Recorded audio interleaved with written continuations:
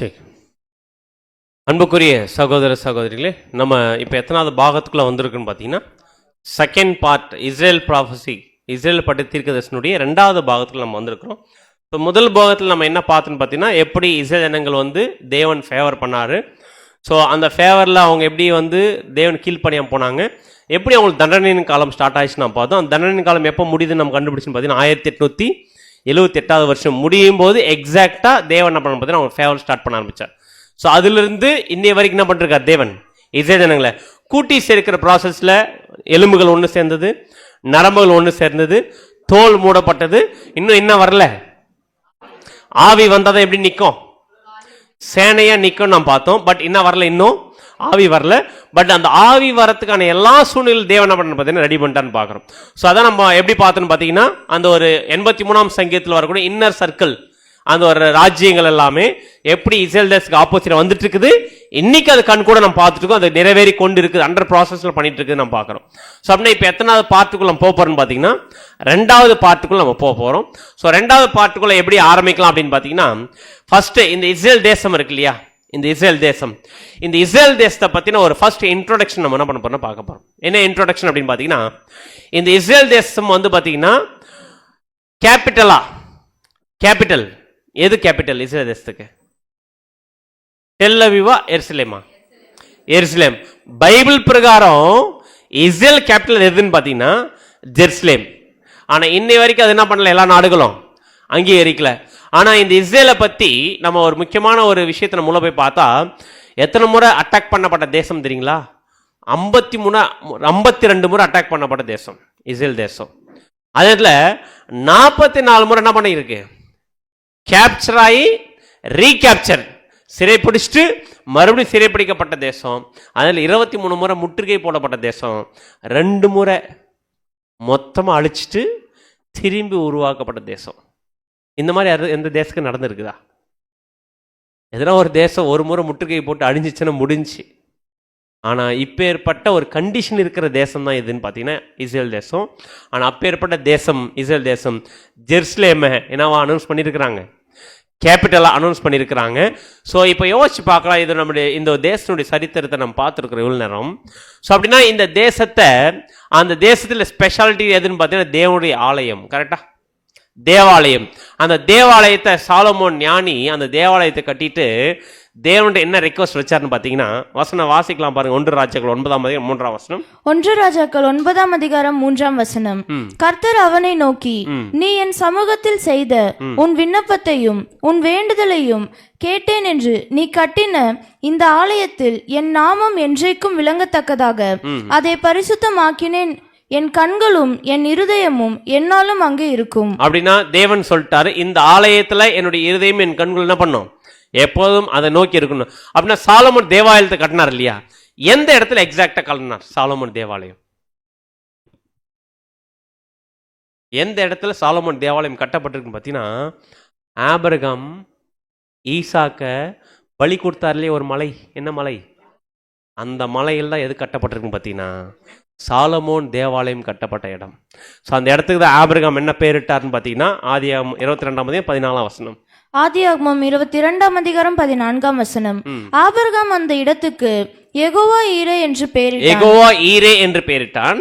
அதனாலே கர்த்தருடைய பர்வதத்திலே பார்த்து கொள்ளப்படும். யெகோவா ஈரே அப்படின்ற பேருக்கு என்ன அர்த்தம் பார்த்தீங்கன்னா, கர்த்தருடைய பர்வதத்திலே பார்த்து கொள்ளப்படும் அப்படின்ற ஒரு பேருக்கான அர்த்தம். அந்த இடத்துல எது இருக்கு, தேவாலயம் இருக்குது. ஸோ அந்த ஒரு தேவாலயத்தை யார் கட்டினா, சாலமோன் கட்டினார். பட் ஃபர்ஸ்ட் ராஜாவா இருந்தது யாரு அந்த இஸ்ரேல் தேசத்துக்கு? சவுல் ராஜா இருந்தார். ஆனால் சவுல் ராஜா என்ன பண்ணார் பார்த்தீங்கன்னா இறந்துட்டார். பின்னாடி ஃபியூச்சர்ல என்ன பண்ணார் பார்த்தீங்கன்னா இறந்துட்டார்னு பார்க்கணும். பட் சவுல் ராஜா அரசாட்சி பண்ணும்போது ஜெருசலேமை தலைநகரமா வச்சிருந்தாரா அப்படின்னு பார்த்தீங்கன்னா என்ன பண்றாரு பார்த்தீங்கன்னா, அப்போ என்ன பண்ணல, அவர் எருசலேமை தலைநகரம் வச்சுக்க முடியல. ஏன்னு பார்த்தீங்கன்னா அப்போ என்ன ஆயிடுச்சுன்னு பார்த்தீங்கன்னா, அடுத்து வந்த ராஜா யாருன்னு பார்த்தீங்கன்னா தாவீது ராஜா. ஸோ தாவீது ராஜா ஒரு ஆக்சுவலி இஸ்ரேல் தேசத்துக்கு மேப், அந்த ஒரு தேசத்துக்கு ஃபிளாக்ல அவங்களுடைய கொடியில் இருக்கும் பார்த்தீங்களா, அந்த ஒரு ஸ்டார் சிம்பிள், அந்த ஸ்டார் சிம்பிளை ஃபர்ஸ்ட் கொண்டு வந்து யார் பார்த்தா டேவிட். இந்த டேவிட் தான் இந்த ஸ்டார் சிம்பிளை கொண்டு வந்தார். ஏன் இதை கொண்டு வந்தார் தெரியுங்களா, அவங்க ஃபிளாக்ல அந்த ஒரு சின்னம் ஏன் அப்படின்னு பார்த்தீங்கன்னா, ஏன் ஸ்டார்? நமக்கு என்ன இருக்குது, இந்தியாவுக்கு என்ன இருக்கு, அந்த ஒரு அசோக சக்கரம் இருக்கும். ஆனா இஸ்ரேல் தேசத்துக்கு இந்த ஸ்டார் ஏன் டேவிட் கொண்டு வந்தார்? ஆக்சுவலா இந்த ஸ்டார்னுடைய ஜாயின்ஸ் இருக்கு பாத்தீங்களா, மொத்த ஜாயின்ஸ் நீங்க கணக்கு பார்த்தீங்கன்னா 12 ஜாயின்ஸ் வரும். அந்த 12 ஜாயின்ஸ் எதை அடையாளப்படுது பார்த்தீங்கன்னா 12 கோத்திரத்தை அடையாளப்படுத்துது. ஸோ 12 கோத்திரத்தை அடையாளப்படுத்தக்கூடிய ஒரு ஒரு ஒரு சிம்பிள் தான் எதுன்னு பார்த்தீங்கன்னா இந்த ஸ்டாரு. இந்த ஸ்டாரை என்ன பண்ணாரு பார்த்தீங்கன்னா யார் இன்ட்ரோடியூஸ் பண்ண ஃபர்ஸ்ட் கிங் டேவிட் தான் நம்ம இன்ட்ரோடியூஸ் பண்ணாரு. ஸோ அதே இடத்துல இவர் என்ன பண்ணார் பார்த்தீங்கன்னா எதை கேப்சர் பண்ணது போகும்போது ஃபர்ஸ்ட் ஹெப்ரோன் தான் அவர் ராஜாவாக இருப்பார். ஆனால் அவர் ஹெப்ரோன் ராஜாவாக இருக்கிறது மட்டும் அவர் மைண்டில் இல்லை. எதை பிடிக்கணும்? ஜெருசலேம் என்ன பண்ணு பார்த்தீங்கன்னா அங்கே தான் என்ன பண்ணு பார்த்தீங்கன்னா கேப்சர் பண்ணி அங்கே தான் வந்து அவருடைய கேபிட்டல் வைக்கணும் அப்படின்றது அவருடைய ஆசை. ஸோ அதான் வசனம் வாசிக்கலாம். நம்பர் 1 நாளாகமும் 11ஆம் அதிகாரம் 5ஆம் வசனம். 1 நாளாகமம் 11ஆம் அதிகாரம் 5ஆம் வசனம். அப்பொழுது எபூசின் குடிகள் தாவீதை நோக்கி, நீ இதற்குள் பிரவேசிப்பதில்லை என்றார்கள். ஆனாலும் தாவீது சீயோன் கோட்டையை பிடித்தான், அது தாவீதின் நகரம். எபூசின் குடிகள் சொல்லிட்டாங்க, இது என்ன பண்ண முடியாது, உன்னால பிடிக்க முடியாது சொல்லிட்டாங்க. ஆனா தாவீது என்ன பண்ணாருங்க, சீயோன் கோட்டையை பிடித்தான். சீயோன் கோட்டை எதுன்னு பார்த்தீங்கன்னா ஜெருசலேம். ஸோ அந்த இடத்துல யார் ஆலயம் கட்டணும்னு பார்த்தீங்கன்னா சாலமோன் தேவாலயத்தை கட்டினார். ஸோ எப்படி இவர் பிடிச்சார் அப்படின்னு பார்த்தீங்கன்னா தாவீது நாளுக்கு நாள் விருத்தி அடைந்தான், சேனையினுடைய கர்த்தர் அவனோட கூட இது. அப்படின்னா இஸ்ரேல் கேபிட்டல் ஜெருசலேம் தான்றத யார் ஃபர்ஸ்ட் ஃபிக்ஸ் பண்ணது? தாவீது வந்து நம்ம பார்த்தீங்கன்னா அது கோட்டையை பிடிச்சி அது மிகப்பெரிய ஒரு ஸ்தானமாக நம்ம வச்சிருந்தார், கேபிட்டலாக வச்சிருந்தார். ஆனால் அதை இடையில யாராச்சும் மாற்றலாம் கேபிட்டல். ஆனால் பைபிள் பிரகாரம் எதுதான் கேபிட்டல்? இஸ்ரேலுக்கு ஜெருசலேம் தான் கேபிட்டல். ஸோ அந்த இடத்துல எது இருக்குன்னு பார்த்தீங்கன்னா சாலமோன் தேவாலயம் கட்டப்பட்டுச்சு. ஸோ அதுக்கப்புறம் நேபுகத்நேசர் இந்த சாலமோன் கட்டின தேவாலயம் கோல்டில் செஞ்சதுனால என்ன பண்ண, நேபுகத்நேசர் வந்து கேப்சர் பண்ணிட்டாரு. ஸோ கேப்சர் பண்ண சாலமோன் தேவாலயம் ஆயிடுச்சு, அழிஞ்சி. அதுக்கப்புறமா நெகேமி மூலமா இதை கட்டப்பட ஆரம்பிச்சிச்சு. அடுத்து செருபாபேல் மூலமா கட்டப்பட ஆரம்பிச்சு. அப்படின்னா செருபாபேல் மூலமா கட்டப்பட்ட அந்த ஆலயம் எத்தனாவது டெம்பிள் பார்த்தீங்கன்னா 2வது டெம்பிள். ஃபர்ஸ்ட் சாலமோன் தேவாலயம் கட்டினாரு. ஸோ அதுக்கப்புறம் அது அழிக்கப்பட்டு செருபாபேல் மூலமா கட்டப்பட்ட ஆலயம் 2வது டெம்பிள். ஸோ இந்த ஒரு 2வது டெம்பிள் தான் நம்முடைய ஆண்டவராக இயேசு கிறிஸ்து வரும்போது என்ன பண்ணிச்சு இருந்துச்சு. அது எப்படி இருந்துச்சுன்னு பார்த்தீங்கன்னா அங்கே ஃபர்ஸ்ட் கட்டினாங்க பார்த்தீங்களா, அதே செட்டப்ல இல்லை. எப்படி இருந்துச்சுன்னு பார்த்தீங்கன்னா அந்த காசுக்காரர்களாக இருந்தாங்க பார்த்தீங்களா, எப்படி இது வந்துச்சு அப்படின்னு பார்த்தீங்கன்னா அதுக்கப்புறம் இந்த டெம்பிளை ஏரோது ரினியூ பண்ணியிருப்பார். ரினியூட் பண்ணும்போது என்ன பண்ணு பார்த்தீங்கன்னா இந்த செட்டப்பே மாற்றிட்டார். ஃப்ரண்ட்ல இந்த மணி எக்ஸ்சேஞ்ச் பண்ணுறதெல்லாம் என்ன பண்ண மாற்றிட்டார். ஸோ இந்த மாதிரி ஒரு கண்டிஷன்லாம் இருந்துச்சு. அப்போதே நம்முடைய ஆண்டவர் வந்து பார்க்கும்போது அந்த காசுக்காரர்களாக பார்த்து வந்து அடிச்சு சாட்டை எடுத்து அடிக்கிற ப்ராசஸ் எல்லாம் நம்ம நடந்துச்சு, நம்ம நல்லா தெரியும். ஸோ இந்த மாதிரி இருக்கிற அந்த ஒரு தேவாலயத்தை தான் கிபி 70 தீத்துராய் என்ன பண்ணிட்டாருங்க, அடிச்சு நொறுக்கிட்டார். ஸோ அதோட அந்த 2வது தேவாலயத்தை அடிச்சு நொறுக்கப்பட்டதோடு என்ன பண்ணாங்க, இஸ்ரேல் ஜனங்கள் சிதறடிக்கப்பட்டு போயிட்டாங்க. அந்த தேவாலயமும் இல்லை, அந்த தேசத்துல யாரும் இல்லாம போயிட்டாங்க, இஸ்ரேல் ஜனங்களும் இல்லாம போயிட்டாங்க. இப்போ இஸ்ரேல் தேசமும் இல்லாம போயிடுச்சு, ஜெருசலேம் கேபிட்டலும் இல்லாம போயிடுச்சு. ஸோ அந்த கண்டிஷன் போகும்போது மற்ற புறஜாதி அதாவது பெலிஸ்தீர்கள் வந்து அதை ஆக்குபை பண்ணிட்டு முஸ்லீம்ஸ் என்ன பண்ணணும் பார்த்தீங்கன்னா தங்க சொந்த தேசம் சொல்லிட்டு அங்கே ஒரு டெம்பிளை கட்டாங்க. ஸோ இதுதான் கண்டிஷன் இன்னி வரைக்கும் போயிட்டு இருக்குது. பட் அதுக்கப்புறமா ஃபர்ஸ்ட் இஸ்ரேல் தேசத்துக்கு எருசலேம் தான் கேபிட்டல்னு யார் அனௌன்ஸ் பண்ணது? Very good. யார் சொல்லிட்டார்னு பார்த்தீங்கன்னா ட்ரம்ப் சொல்லிட்டார். இவர் சொன்ன ஸ்டேட்மெண்ட் உண்மையிலே சாதாரண ஸ்டேட்மெண்ட் இல்லை. இது அந்த ஒரு அரப் கண்ட்ரீஸ்க்கே என்ன வந்துச்சு, ஒரு மிகப்பெரிய கொதிச்சு எழுதுகிற அளவுக்கு வந்துருச்சு. ஏன்னா அதுக்கப்புறம் இஸ்ரேல் பாலஸ்தீனா வார் வந்து எக்ஸ்ட்ரீமாக போக ஆரம்பிச்சு. யாருடைய இடம், யாருக்கு நீங்க கேபிட்டலா கொடுப்பீங்க அப்படின்னு யார் போராட ஆரம்பிச்சிட்டாங்க? பாலஸ்தீனில் போராட ஆரம்பிச்சிட்டாங்க. ஆக்சுவலா பாலஸ்தீனர்களுக்கு 1845 வருஷத்தினுடைய சரித்திரம் தான் தெரியும். கரெக்டா இல்லைங்க? ஏன் அந்த 1845 வருஷம் சரித்திரம்? அப்ப யார் இல்ல தேசத்துல, இஸ்ரேல் ஜனங்கள் எங்க போயிட்டாங்க, சிதறடிக்கப்பட்டு. அந்த சரித்திரத்தை வச்சுக்கிட்டு பாருங்க, எங்களுடைய மூதாதைகள் எங்க இருந்தாங்க, இங்கதான் இருந்தாங்க, எங்களுடைய தேசம் தான் இருந்தாங்க. ஆனா நெத்தன்யாகு எடுக்கிறார் எந்த சரித்திரம், மோசேனுடைய சரித்திரம் எடுக்கிறார். உங்களுக்கு முன்னாடி எங்க மூதாதை மோசே இஸ்ரேல் ஜனங்கள் எங்க வந்து செட்டில் பண்ணாருங்க, கானான் தேசம், இதுதாங்க எங்களுடைய தேசம் அப்படின்னு அவனு பேச ஆரம்பிக்கிறேன். அப்படின்னா இப்போ எருசலேமை தலைநகரமா ட்ரம்ப் அனௌன்ஸ் பண்ணிட்டாரு. ஆனா அனௌன்ஸ் பண்ணது தான் மாற்ற முடியுமா? மற்ற தேசங்கள் என்ன பண்ணல, அதை நிறைய தேசங்கள் அங்கீகரிக்கல, ரிஜெக்ட் பண்ணிடுச்சு. ஆனா அது தேவன் அனௌன்ஸ் பண்ண பர்மிஷன் கொடுத்துட்டாருன்னா அது யார் தான் கேபிட்டல்? இதுதான் கேபிட்டல் பார்த்தீங்கன்னா ஜெருசலேம் தான் கேபிட்டல். இதுக்கு அப்புறம் யாராச்சும் எருசலேம் மேல கை வைக்க நினைச்சா என்ன ஆகுவாங்க? யார் பண்ணுவாரு? வசனம் வாசிக்கலாம் பாருங்க. சகரியா 12:3 சகரியா 12:3 அந்நாளிலே நான் எருசலேமை சகல ஜனங்களுக்கும் பாரமான கல்லாக்குவேன். நான் எருசலேமை சகல ஜனங்களுக்கும் என்னவா மாத்துவாரமா? பாரமான கல்லாக்குவேன். அதை கிளப்புகிற யாவரும் சிதைக்கப்படுவார்கள். பூமியில் உள்ள ஜாதிகள் எல்லாம் அதற்கு விரோதமாக கூடிக்கொள்வார்கள். அப்படின்னா கொஞ்சம் நல்லா கவனிங்க வசனத்தை. நான் எருசலேமை சகல ஜாதிகள் என்னவா மாத்துவேன்? பாரமான கல்லாக்குவேன். இன்னைக்கு பாரமான கல்லா இருக்கிறாங்களா இல்ல? எருசலேம் பாரமான கல்லாக்குவேன். அதை கிளப்புகிற யாவரும் சிதைக்கப்படுவார்கள். பூமியில் உள்ள ஜாதிகள் எல்லாம் அதற்கு விரோதமாக கூடிக்கொள்வார்கள். அப்படின்னு அர்த்தம், எருசலேமுக்கு இஸ்ரேலுக்கு ஆப்போசிட்டா மற்ற எல்லா நாடுகளும் ஒன்னு சேருவாங்கன்னு சொல்லியிருக்கிறாரா இல்லையா? அதுக்கு எருசலேம் மிகப்பெரிய ஒரு பாரமான கல்லாக்குன்னு சொன்ன மாதிரியே இப்போ ட்ரம்ப் அனௌன்ஸ் பண்ணிட்டார் பார்த்தீங்கன்னா, எருசலேமுக்கு இஸ்ரேல் ஜனங்களுக்கு கேபிட்டல் எதுதான்? ஜெருசலேம் அனௌன்ஸ் பண்ணிட்டார். இது அனௌன்ஸ் பண்ண உடனே எல்லா நாடுகளும் ஓட்டு எடுக்க ஆரம்பிச்சிட்டாங்க. யார் யாரெல்லாம் இஸ்ரேல ஜெருசலேம் கேபிட்டல் அக்செப்ட் பண்றீங்க அப்படின்னு ஓட்டு எடுப்பு பண்ணுவாங்க பார்த்தீங்களா? அப்படி ஓட்டு எடுக்கும்போது அதுல நிறைய நாடுகள் என்ன பண்ணுச்சுன்னு பார்த்தீங்கன்னா, ஃபேவரா சப்போர்ட் பண்ணிச்சா? இல்ல. எவ்வளவு பேர் ஃபேவரா சப்போர்ட் பண்ணாங்க, எவ்வளவு பேர் அன்ஃபேவரா சப்போர்ட் பண்ணாங்க? யார் ஆப்போசிட் பண்ணது, யார் யார் ஒன்று சேர்ந்து பார்த்தீங்கன்னா ஓட்டு எடுப்பு போச்சு. ஓட்டிங் இன் ஃபேவர் 128, அகெயின்ஸ்ட் 9. இது தேவையில்லை. இப்போ பாருங்க, இன் ஃபேவர் 128. இன் ஃபேவர் எந்த ஃபேவர்ல தெரியுங்களா? இஸ்ரேல் சப்போர்ட்டா இல்ல, எதுக்கு சப்போர்ட்டா? அதுக்கு ஆப்போசிட்டா பாலஸ்தீனுக்கு சப்போர்ட்டா 128 நாடுகளும் 9 நாடுகளும் இஸ்ரேல் சப்போர்ட் பண்ணிருக்கு. எது அங்கீகரிச்சிருக்கு? 9 நாடுகள் தான் இஸ்ரேல ஜெருசலேம் கேபிட்டல் அக்செப்ட் பண்ணிருக்கு. 128 நாடுகள் என்ன பண்ணிச்சுன்னு பாத்தீங்கன்னா இஸ்ரேலுக்கு ஆப்போசிட்டா ஓட் பண்ணிருக்கு. இப்ப இந்த வசனம் படிங்க. சகரியா 12:3 அந்நாளிலே நான் எருசலேமை சகல ஜனங்களுக்கும் பாரமான கல்லாக்குவேன். அதை கிளப்புகிற யாவரும் சிதைக்கப்படுவார்கள். பூமியில் உள்ள ஜாதிகள் எல்லாம் அதற்கு விரோதமாய் கூடிக்கொள்வார்கள். பூமியில் உள்ள ஜாதிகள் எல்லாம் பண்ண வரமா சேர்த்துட்டாரா? இப்ப இஸ்ரேல் தேசத்தை ஜெருசலேம் மெஜாரிட்டி கண்ட்ரி என்ன பண்ணல, அக்செப்ட் பண்ணல. இப்ப அடுத்த கேள்வி, இந்தியா ஃபேவரஸா ஓட் போட்டுச்சா அகெயின்ஸ்டா ஓட் போட்டுச்சா? யாருக்கு அகெயின்ஸ்டா ஓட் போட்டுச்சு தெரியுங்களா? இஸ்ரேல்ல கேபிட்டல் ஜெருசலேம் நாங்க என்ன பண்ண மாட்டோம், அங்கீகரிக்க மாட்டோம். இப்ப இஸ்ரேல் யாருக்கு ஆப்போசிட்? இந்தியா யாருக்கு ஆப்போசிட்? இப்ப படிங்க இந்த வசனத்தை. அந்நாளிலே நான் எருசலேமை சகல ஜனங்களுக்கும் பாரமான கல்லாக்குவேன். அதை கிளப்புகிற யாவரும் சிதைக்கப்படுவார்கள். இப்ப யார் அகைன்ஸ்டா ஓட் போட்டிருக்கு? இந்தியாவும் ஓட் பண்ணிருக்கு. அதை கிளப்புகிற யாவரும் சிதைக்கப்படுவார்கள். பூமியில் உள்ள ஜாதிகள் எல்லாம் அதற்கு விரோதமாக கூடிக்கொள்வார்கள். இப்ப என்ன ப்ராசஸ் ஆயிடுச்சு தெரியுங்களா? ஒன்னு சேர ஆரம்பிச்சிட்டாங்க.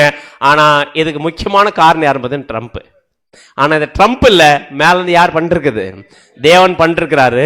அதான் வசனம் வாசிக்கலாம் பாருங்க. யோயேல் 3:17. யோயேல் 3:17 என் பரிசுத்த பர்வதமாகிய சியோனிலே வாசமாயிருக்கிற நான் உங்கள் தேவனாகிய கர்த்தர் என்று அப்பொழுது அறிந்து கொள்வீர்கள். அப்பொழுது எருசலேம் பரிசுத்தமாய் இருக்கும். அந்நியர் இனி அதை கடந்து போவதில்லை. அப்படின்னா எருசலேம் என்னவா மாற போகுது? பரிசுத்தமா மாற. அந்நியர் இனி அது மேல பண்ண மாட்டாங்க. அப்படின்னு அர்த்தம், அந்நிய தேசத்தார் இஸ்ரேல் தேசத்தை என்ன பண்ண முடியாது, அவங்க தன் கண்ட்ரோல்ல எடுக்க முடியாது. எடுக்கும்னு நினைச்சு வந்தாங்கன்னா, கை வைக்க நினைச்சு வந்தாங்கன்னா, அதை கிளப்புகிற யாவரும் சிதைக்கப்படுவார்கள். ஏன்னா என்ன வரப்போகுது? இன்னும் கொஞ்ச நாள் இந்த எலும்புகளுக்கு ஆவி வரப்போகுது. ஆவி வந்துருச்சுன்னா ஒன்னா பெரிய சேனையா நின்றுச்சுன்னா, சேனையா இல்லாத இந்த டைம்லயே கை வைக்க முடியல, சேனையா நின்ட்டாங்கன்னா, தேவன் ஆவி கொடுத்துட்டாருன்னா, பலன் கொடுத்துட்டாருன்னா நிக்க முடியும். அப்படின்னா எப்போ வரப்போது இவங்களுக்கு அந்த பலன்? எப்போ வரப்போது இந்த ஆவி அப்படின்னு பார்த்தீங்கன்னா, காற்று 4 திசையில என்ன பண்ண போகுது, அடிக்க போடும்போது என்ன ஆகும், அந்த ஆவி அந்த தேசத்துக்கு கிடைக்கும். அப்படின்னா எப்போ காற்று அடிக்கும் பார்த்தீங்கன்னா, வசனம் வாசிக்கலாம். எசேக்கியேல் 37:9-10. எசேக்கியேல் 37:9 முதல். அப்பொழுது அவர் என்னை பார்த்து, நீ ஆவியை நோக்கி தீர்க்க தரிசனம் உரை, மனுபுத்திரனே, நீ தீர்க்க தரிசனம் உரைத்து ஆவியை நோக்கி, கர்த்தராகிய ஆண்டவர் உரைக்கிறது என்னவென்றால், ஆவியே, நீ காற்று திசை 4 இருந்து வந்து கொலையுண்ட இவர்கள் உயிரடையும்படிக்கு இவர்கள் மேல் ஊது என்கிறார். அப்படின்னா காற்று திசை 4 இருந்து வந்து கொலையுண்ட இவர்கள் என்ன பண்ணு, உயிரடையும்படிக்கு இவர்கள் மேல் ஊது அப்படின்னு சொன்ன உடனே என்ன ஆச்சுன்னு பாத்தீங்கன்னா, எனக்கு கற்பிக்கப்பட்டபடி நான் தீர்க்க தரிசனம் உரைத்தேன். அப்பொழுது ஆவி அவர்களுக்குள் பிரவேசிக்க அவர்கள் உயிரடைந்து காலூன்றி மகா பெரிய சேனையாய் நின்றார்கள். உயிரடைந்து காலூன்றி மகா பெரிய சேனை என்ன பண்ணுது, நிக்குது. அப்படின்னா இந்த மாதிரி ஒரு நிக்கக்கூடிய ஒரு கண்டிஷன் வருதுன்னா, இதுக்கு அகேன்ஸ்டா யார் யார் வருவாங்க, எல்லா நாடுகளும் வரும். யார் அகேன்ஸ்டா நிக்க போகுது, யார் அகேன்ஸ்டா நிக்க போகுது, இந்தியாவும் நிக்க போகுது. அப்படின்னா இந்தியாவுக்காக ஜெபம் பண்ணுங்க அப்படின்னு சொல்லி பண்ணிட்டு இருக்கிற மாதிரி, சமாதானத்துக்காக, இந்திய சமாதானத்துக்காக ஜெபம் பண்ணா வேஸ்ட். ஏன்னா என்ன சொல்லியிருக்கு வசனம், தீர்க்க தரிசனத்துல கண்டிப்பா ஆப்போசிட்டா போகுன்னு சொல்லியிருக்கு. அப்படின்னா இப்ப 4 திசையில இருந்து என்ன அடிக்கணும், காற்று அடிக்கும். அந்த காற்று அடிக்கும் போது தான் எதுக்கு ஆவி கிடைக்கும் போது, எலும்புகள் ஆவி கிடைக்கும் போது, அப்ப பெரிய சேனை என்ன பண்ண போறாங்க, அவங்க நிக்க போறாங்க. அப்படின்னா இப்ப யோசிச்சு பார்க்கலாம், எந்த சம்பவம் இஸ்ரேல் தேசத்துக்கு மிகப்பெரிய பவர் கிடைக்கும் போது, வல்லமை கிடைக்கும் போதுன்னு பாத்தீங்கன்னா, இந்த 4 காற்று அடி போகுது. அப்படி 4 காற்றுகள் அடிச்சா இந்த பூமிக்கு என்னவா மாறும், உதாரணத்துக்கு 4 திசையில் காற்று அடிக்குதுன்னு வச்சுக்கங்க, அது என்னவா மாறும், சுழல் காற்றா மாறும். கரெக்டா, சுழல் காற்றா மாறுது. அப்படின்னா அது எப்படி இருக்கும் அப்படின்னு பாத்தீங்கன்னா, ஏன்னா 4 திசையிலிருந்து ஏன் காற்று இன்னும் அடிக்கல அப்படின்னு பாத்தீங்கன்னா, ஏன்னா அந்த 4 காத்தை பிடிச்சுன்னுக்குறாங்க 4 பேர். யாருங்க அந்த 4 பேரு, அந்த 4 தூதர்கள். வசனம் வாசிக்கங்க, வெளிப்படுத்தல 4 தூதர்கள் இன்னும் 4 காத்துக்கெல்லாம் பண்ணிருக்காங்க, பிடிச்சுக்க. ஏன் பிடிச்சிருக்கிறாங்க, விட்டுறாதீங்க. எது வரைக்கும் விட்டுறாதீங்கன்னு பாத்தீங்கன்னா, தேவனால் முத்திரை போடப்பட்டவர்கள் முத்திரை போட்டு தீர்ற வரைக்கும் 4 காத்து என்ன பண்ணிடாதீங்க, விட்டுறாதீங்க. விட்டா என்ன பண்ணிடும், சேதமாயிடும். அப்படி 4 காட்டுகள் பிடிச்சிருக்கிறாங்க 4 தூதர்கள். எதுக்காக பிடிச்சிருக்காங்க பாத்தீங்கன்னா, முத்திரை போட்டு தீர்ற வரைக்கும். அப்படின்னு பார்த்தோம், 140,000 பேர் செலக்ஷன் முடிகிற வரைக்கும் 4 காத்து விட்டுறக்கூடாது. 4 காத்து விட்டாங்கன்னா எது முடிஞ்சு, 140,000 செலக்ஷன் முடிஞ்சு. விட்டா அடுத்து என்ன வந்துடும், இந்த உலகத்துக்கு என்ன வந்துடும், மகா உபத்திரவ காலம் வந்துடும். அந்த மகா உபத்திரம் வரப்போது பார்த்தீங்கன்னா இந்த உலகத்துக்கு, அதுதான் வசனம் சொல்லுது, யாக்கோபுக்கு இக்கட்டு காலம். வசனம் வாசிக்கலாம். எரேமியா 30 வசனம் 5-7 வரைக்கும் வாசிங்க. எரேமியா 30 வசனம் 5 முதல். கர்த்தர் சொல்லுகிறது என்னவென்றால், தத்தளிப்பின் சத்தத்தை கேட்கிறோம், திகில் உண்டு, சமாதானம் இல்லை. ஆனாய் பிறந்தவன் பிரசவிக்கிறது உண்டோ. யாக்கோபுக்கு வரக்கூடிய இக்கட்டு காலத்தில் எப்படி இருக்குமாமா, ஆனாய் பிறந்தவன் பிரசவிக்கிறது உண்டோ என்று கேட்டு பாருங்கள். பிரசவிக்கிற ஸ்திரீயை போல் புருஷர் யாவரும் தங்கள் இடுப்புகளின் மேல் தங்கள் கைகளை வைத்திருக்கிறதையும் முகங்கள் எல்லாம் மாறி வெளுத்திருக்கிறதையும். இந்த யாக்கோபுக்கு இக்கட்டு காலம் இந்த பூமியில வரும்போது, அதாவது 3ஆம் உலக யுத்தம் வரும்போது, அந்த டைம்ல எப்படி இருக்கு போதுன்னு பாத்தீங்கன்னா, எப்படி ஆனாய் இருக்கிறவன் பிரசவிக்கிறதுக்கு உண்டா அப்படின்னு கேட்டேன்னு அர்த்தம், முடியுமா அப்படின்னா அது எவ்வளவு பெயின் இருக்கும். ஒரு ஸ்திரீ இந்த ஒரு பிரசவ காலத்துல எவ்வளவு வலி அனுபவிப்பாங்களோ அந்த மாதிரி யார் ஃபீல் பண்ணுவாங்களாமா, இடுப்பு மேல கை வச்சுக்கிட்டு இந்த உலகத்தில் நடக்கிற சம்பவங்கள் அவ்வளோ வலி கொடுக்குமா, அவனுடைய முகம் எப்படி இருக்குமாமா, வெளுத்து போயிருக்குமா. அப்படின்னு அர்த்தம் பாத்தீங்கன்னா, அந்த சம்பவம் ஒவ்வொரு மனுஷனுடைய இருதயத்தை நம்ம பண்ணும்போது மிகப்பெரிய தாக்கத்தை அந்த யுத்தம் ஏற்படுத்த போது. அப்படியே வாசிங்க 7ஆம் வசனம். ஐயோ அந்த நாள் பெரியது, ஐயோ அந்த நாள் பெரியது, அதை போல் ஒத்த நாள் இல்லை, அதை போல் ஒத்த நாள் இல்லை. அது யாக்கோபுக்கு இக்கட்டு காலம். யாக்கோபுக்கு இக்கட்டு காலம். யாக்கோபுனா யாருங்க, இஸ்ரேல் ஜனங்களுக்கு மிகப்பெரிய இக்கட்டு காலம் வரப்போகுது. அப்படின்னா மிகப்பெரிய யுத்தம் யாரை நோக்கி வரப்போகுதுன்னு பாத்தீங்கன்னா, இஸ்ரேல் தேசத்தை மையமா வச்சு நடக்கக்கூடிய அந்த யுத்தம் யாருக்கு மிகப்பெரிய ட்ரபிளா இருக்கு போதுன்னு பாத்தீங்கன்னா, இஸ்ரேல் ஜனங்களுக்கு ட்ரபிளா இருக்க போது, அதான் யாக்கோபுக்கு இக்கட்டு காலம். இது எப்படி நடக்க போகுது அப்படின்னு வெளிப்படுத்துற விஷயம் சொல்லப்படுதுன்னு பாத்தீங்கன்னா, இந்த யுத்தம் எங்க நடக்க போதாமா? வசனம் வாசிக்கலாம். வெளிப்படுத்தல 16ஆம் அதிகாரம் 16ஆம் வசனம். வெளிப்படுத்துதல் 16ஆம் அதிகாரம் 16ஆம் வசனம். அப்பொழுது எபிரேய பாஷையிலே அர்மெதகோன் என்னப்பட்ட இடத்திலே அவர்களை கூட்டி சேர்த்தான். அப்படின்னா இந்த யுத்தம் நடக்கும்போது எல்லாரும் ஒரு இடத்துல கூட்டி சேர்க்க போறாங்க. எப்படி பாக்குறோம்? இஸ்ரேல் தேசம் தனியா நிக்க போது, ஒட்டுமொத்த தேசம் ஒன்னா சேர போறாங்க. கரெக்டா? அப்படி ஒன்னா சேர்ந்தா யாரை அட்டாக் பண்ண போறாங்க? இஸ்ரேல் அட்டாக் பண்ண போறாங்க. அந்த மாதிரி ஒரு அட்டாக் பண்ணும்போது யாக்கோபுக்கு மிகப்பெரிய இட்டுக்கட்டு காலமா இருக்க போது, அந்த டைம்ல அவங்க எல்லாம் ஒன்னு சேர போறாங்க. பாத்தீங்களா? அந்த இடம் தான் சொல்லுது. அப்போது எபிரேய பாஷையிலே அர்மெகதோன் என்னப்பட்ட இடத்துல என்ன பண்றாங்க? அவங்கள கூட்டி சேர்க்கிறாங்க. அப்படின்னா ஒரு இடத்துல சேர்க்கிறாங்க. அது என்ன இடம்? அர்மெகதோன் அப்படின்னு கூட இடம். அது என்ஐயில் எப்படி இருக்குன்னு பாத்தீங்கன்னா, ஆக்சுவலா தென் தேனா அவர்கள் யார் யாரு மற்ற தேசங்கள் எல்லாம் ஒன்னு சேர்க்கிறாங்க. அது எங்க சேர்க்கிறாங்கன்னு பாத்தீங்கன்னா, ஒரு இடத்துல அப்படின்னு பாத்தீங்கன்னா ஒரு பிளேஸ்னா ஒரு கண்டிஷன். என்ன கண்டிஷன் நிக்க வைக்க போறான்னு பாத்தீங்கன்னா, அந்த இடத்துக்கு பேர் என்ன? எபிரேய பாஷையிலே என்ன பேருங்க?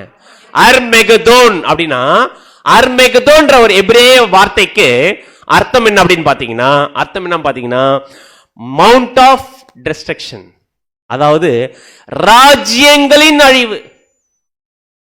அர்மெகதோன் அப்படின்னு கூட இடத்துல கூட்டி சேர்க்கிறாங்க பாத்தீங்கன்னா ராஜ்யங்களுடைய அழிவு. அப்படின்னா அது ஒரு மலை. கரெக்டுங்களா? அப்படின்னா அந்த மவுண்ட் ஆஃப் டிஸ்ட்ரக்ஷன் பாத்தீங்கன்னா மலைகளுக்கு அழிவு. அப்படின்னு மலை பைபிள் எதை சொல்லுது? மலை ராஜ்யம். கரெக்டா இல்லைங்களா? நம்ம பார்த்தோம் 5ஆம் உலக பேர் சப்ஜெக்ட்ல பார்த்துருப்போம். என்ன பார்த்துருப்போம் பார்த்தீங்கன்னா, அந்த ஒரு 5 சாம்ராஜ்யம் இருக்கும்போது மலைகளிலிருந்து பெயர்க்கப்படாத ஒரு கல் என்ன பண்ணுச்சு? அடிச்சு இந்த கல் ஆயிடுச்சு, பெரிய பர்வதமாச்சு. அது யாருடைய ராஜ்யம்? கிறிஸ்துடைய ராஜ்யம். அந்த பெரிய மலையா பர்வதம் மாறுது கிறிஸ்துடைய ராஜ்யம். அப்படின்னா அங்க கிறிஸ்துடைய ராஜ்யம்.